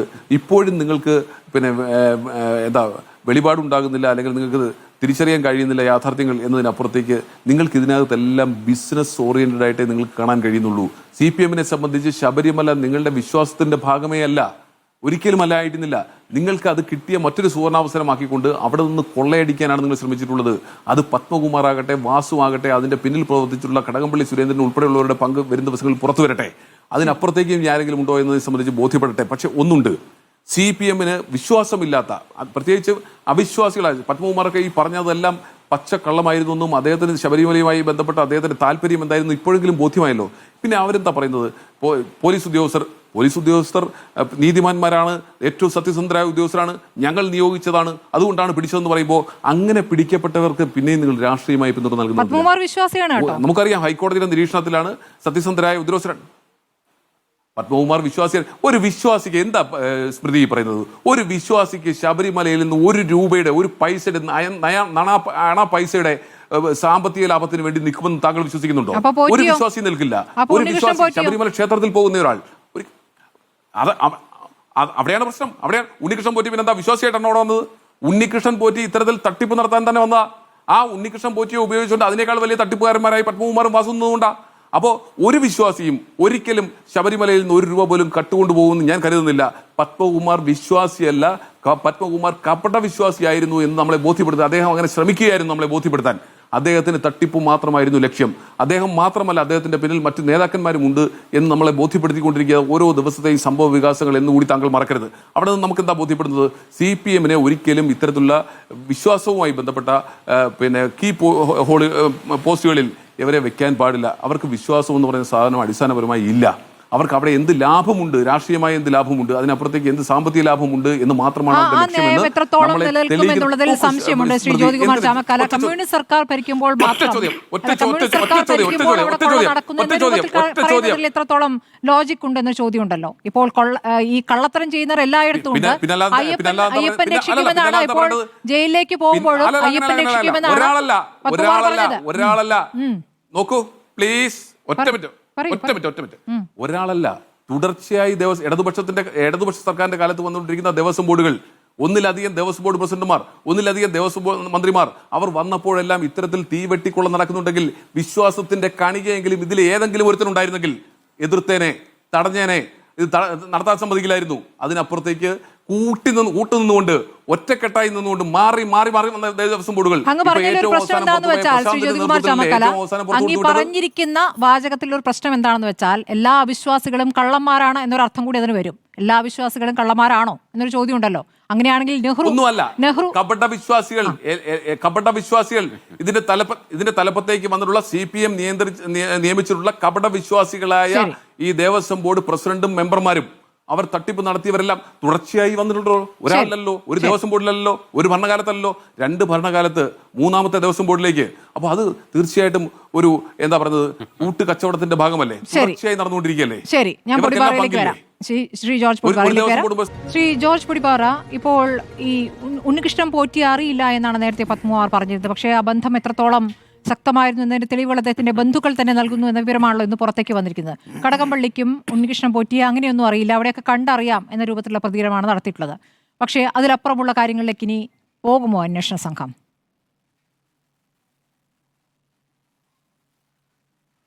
ഇപ്പോഴത്തെ ഒരവസ്ഥയിൽ ആദ്യഘട്ടത്തിൽ നമുക്ക് സംശയം ഉണ്ടായിരുന്നു ഇത് എത്രത്തോളം പോകും എന്നതിനെക്കുറിച്ച്. ഉദ്യോഗസ്ഥരിൽ മാത്രം ഒതുങ്ങി നിൽക്കുമോ എന്നൊരു സംശയം പല ഘട്ടങ്ങളിലും പലരും പ്രകടിപ്പിച്ചതാണ്. പക്ഷെ വാസുവിൻ്റെ അറസ്റ്റോടുകൂടി അതങ്ങനെ അല്ല എന്ന് ബോധ്യമായി. ഇപ്പോൾ കുറേ കൂടി വ്യക്തമാകുന്നു. പത്മകുമാർ അറസ്റ്റിലായതോടുകൂടി ഈ SIT അന്വേഷണം നമ്മൾ വിചാരിക്കുന്ന തലത്തിലല്ല, അതിനപ്പുറത്തേക്ക് പോയേക്കും അല്ലെങ്കിൽ പോകും എന്ന് കരുതാനുള്ള എല്ലാ ന്യായവും ഉണ്ട്. ഇവിടുത്തെ പ്രശ്നം എന്താണ്? കാരണം SITക്ക് അങ്ങനെ പോകാതിരിക്കാൻ കഴിയില്ല. ഇവിടെ റെജി ലൂക്കസിനെ പോലുള്ളവർ ദയവായി ഇനി അങ്ങോട്ട് പറയാതിരിക്കേണ്ട ഒരു സാമാന്യ മര്യാദ എന്താണ്? ഒന്ന്, ഈ SIT രൂപീകരണം ഞങ്ങളുടെ ഒരു ഔദാര്യമാണ്. ആ SITയുടെ കാര്യത്തിൽ ഞങ്ങൾ ഒരു സ്വാധീനവും ചെലുത്തുന്നില്ല. ഉപ്പ് തിന്നവർ വെള്ളം കുടിക്കട്ടെ, അവരെല്ലാം അയ്യപ്പൻ്റെ സ്വർണം മോഷ്ടിച്ചവരൊക്കെ അകത്താകട്ടെ, തുറുങ്കിലാവട്ടെ എന്ന് പറയുന്നു. ഇതിൽ സത്യത്തിൽ സ്മൃതി നേരത്തെ പറഞ്ഞു, നേരത്തെ എൻ്റെ സുഹൃത്ത് ചാമക്കാലയും കൃത്യമായി പറഞ്ഞു, രാജഗോപാലൻ പറഞ്ഞു കൃത്യമായിട്ട്. എന്താ പറഞ്ഞത്? അതായത് ഇത് ഈ SIT എന്ന് പറയുന്നത് ആ സ്പെഷ്യൽ കമ്മീഷണറുടെ ഒരു റിപ്പോർട്ടിൻ്റെ അടിസ്ഥാനത്തിൽ ദേവസ്വം ബെഞ്ചാണ് ഇതിലേക്ക് നയിച്ചത്. അല്ലാതെ ഇതിനകത്ത് സർക്കാരിനൊരു പങ്കുമില്ല, ദേവസ്വം ബോർഡിനൊരു പങ്കുമില്ല, CPM നേതൃത്വത്തിനോ ഇടതുമുന്നണി നേതൃത്വത്തിനോ ഒന്നും പങ്കില്ല. മറിച്ച് അങ്ങനെ സംഭവിച്ചു പോയതാണ്. അവരൊരിക്കലും ആഗ്രഹിക്കാത്ത കാര്യങ്ങൾ ഒരു നിർണായക തെരഞ്ഞെടുപ്പിൻ്റെ തൊട്ട് മുമ്പ് സംഭവിച്ചല്ലോ അയ്യപ്പ എന്ന് വിളിച്ച് വിലപിച്ചുകൊണ്ടിരിക്കുകയാണ് അവർ. അല്ലാതെ ഇതിനകത്ത് അവർക്ക് ഒരു റോളുമില്ല. പക്ഷേ ശ്രീ ജോർജ് ഭൂരിപക്ഷ വോട്ടാണല്ലോ ഏറ്റവും പ്രധാനം. അതിനുവേണ്ടിയുള്ള ശ്രമങ്ങളാണല്ലോ ഇപ്പോൾ നടത്തിക്കൊണ്ടിരിക്കുന്നത്. അതാണ് ഇപ്പോൾ PK കുഞ്ഞാലിക്കുട്ടി വർഗീയവാദി എന്ന പ്രതികരണം അടക്കം ഇതിനിടയ്ക്ക് പാർട്ടി സെക്രട്ടറി നടത്തി കഴിഞ്ഞു. അത്രയ്ക്കും ഭൂരിപക്ഷ വോട്ടിനായി ശ്രമിച്ചുകൊണ്ടിരിക്കുമ്പോൾ ഈ പത്മകുമാറിനെയൊക്കെ സംരക്ഷിക്കുന്ന ഒരു നിലപാടെടുത്താൽ ആ വോട്ട് നഷ്ടപ്പെടില്ലേ? യാതൊരു സംശയമില്ല സ്മൃതി. ഈ തവണ ഈ തെരഞ്ഞെടുപ്പിൽ ഉയരാൻ പോകുന്ന, അടുത്ത നിയമസഭാ തെരഞ്ഞെടുപ്പിൽ ഉയരാൻ പോകുന്നത് 2 യുദ്ധമാണ്, 2 കാര്യങ്ങളെ ചൊല്ലിയുള്ള യുദ്ധമാണ്. ഒന്ന്, CPM മുന്നോട്ട് വെക്കുന്ന വികസന ക്ഷേമ പദ്ധതികളുടെ പേരിൽ ഒരു വശത്തെ ഒരു എന്താ പറയുക, അവരുടെ ഒരു അവകാശവാദം. മറുവശത്ത് 2 വികാരങ്ങൾ, ഒന്ന് ഭരണവിരുദ്ധ വികാരം, മറ്റൊന്ന് ശബരിമല സ്വർണ്ണക്കൊള്ളയുമായി ബന്ധപ്പെട്ട വികാരം. അപ്പോൾ 2 വികാരങ്ങൾ തമ്മിലുള്ള വികസന മുദ്രാവാക്യം തമ്മിലുള്ള ഏറ്റുമുട്ടലാവും ഈ തെരഞ്ഞെടുപ്പിലും അടുത്ത തെരഞ്ഞെടുപ്പിലും നടക്കാൻ പോകുന്നത്. അതിൽ വികാരമാണോ വിജയിക്കുക, വികസന മുദ്രാവാക്യമാണോ വിജയിക്കുക, അല്ലെങ്കിൽ കുറച്ചുകൂടി വ്യക്തമായി പറഞ്ഞാൽ വികാരമാണോ അല്ലെങ്കിൽ വിവേകമാണോ വോട്ടർമാരെ നയിക്കുക? വികാരത്തിൽ ഒരു തവണ പൊള്ളിയതാണ് എന്നുള്ളത് നമ്മുടെ മുന്നിലെ ഒരു യാഥാർത്ഥ്യം കൂടിയാണ്. നമുക്ക് സമയമില്ലാത്തതുകൊണ്ടാണ് അടുത്ത ദിവസം ഇരിക്കാം. വളരെ നന്ദി ശ്രീ ജ്യോതികുമാർ ചാമക്കാല. സ്വാഭാവികമായിട്ടും അത് സംഭവിക്കുമെന്നാണ് ഞാൻ വിചാരിക്കുന്നത്. വളരെ നന്ദി ശ്രീ റെജി ലൂക്കോസ്, ഒപ്പം തന്നെ TK രാജഗോപാൽ, ജോർജ് പൊടിവാറ ചർച്ചയിൽ പങ്കെടുത്തത്.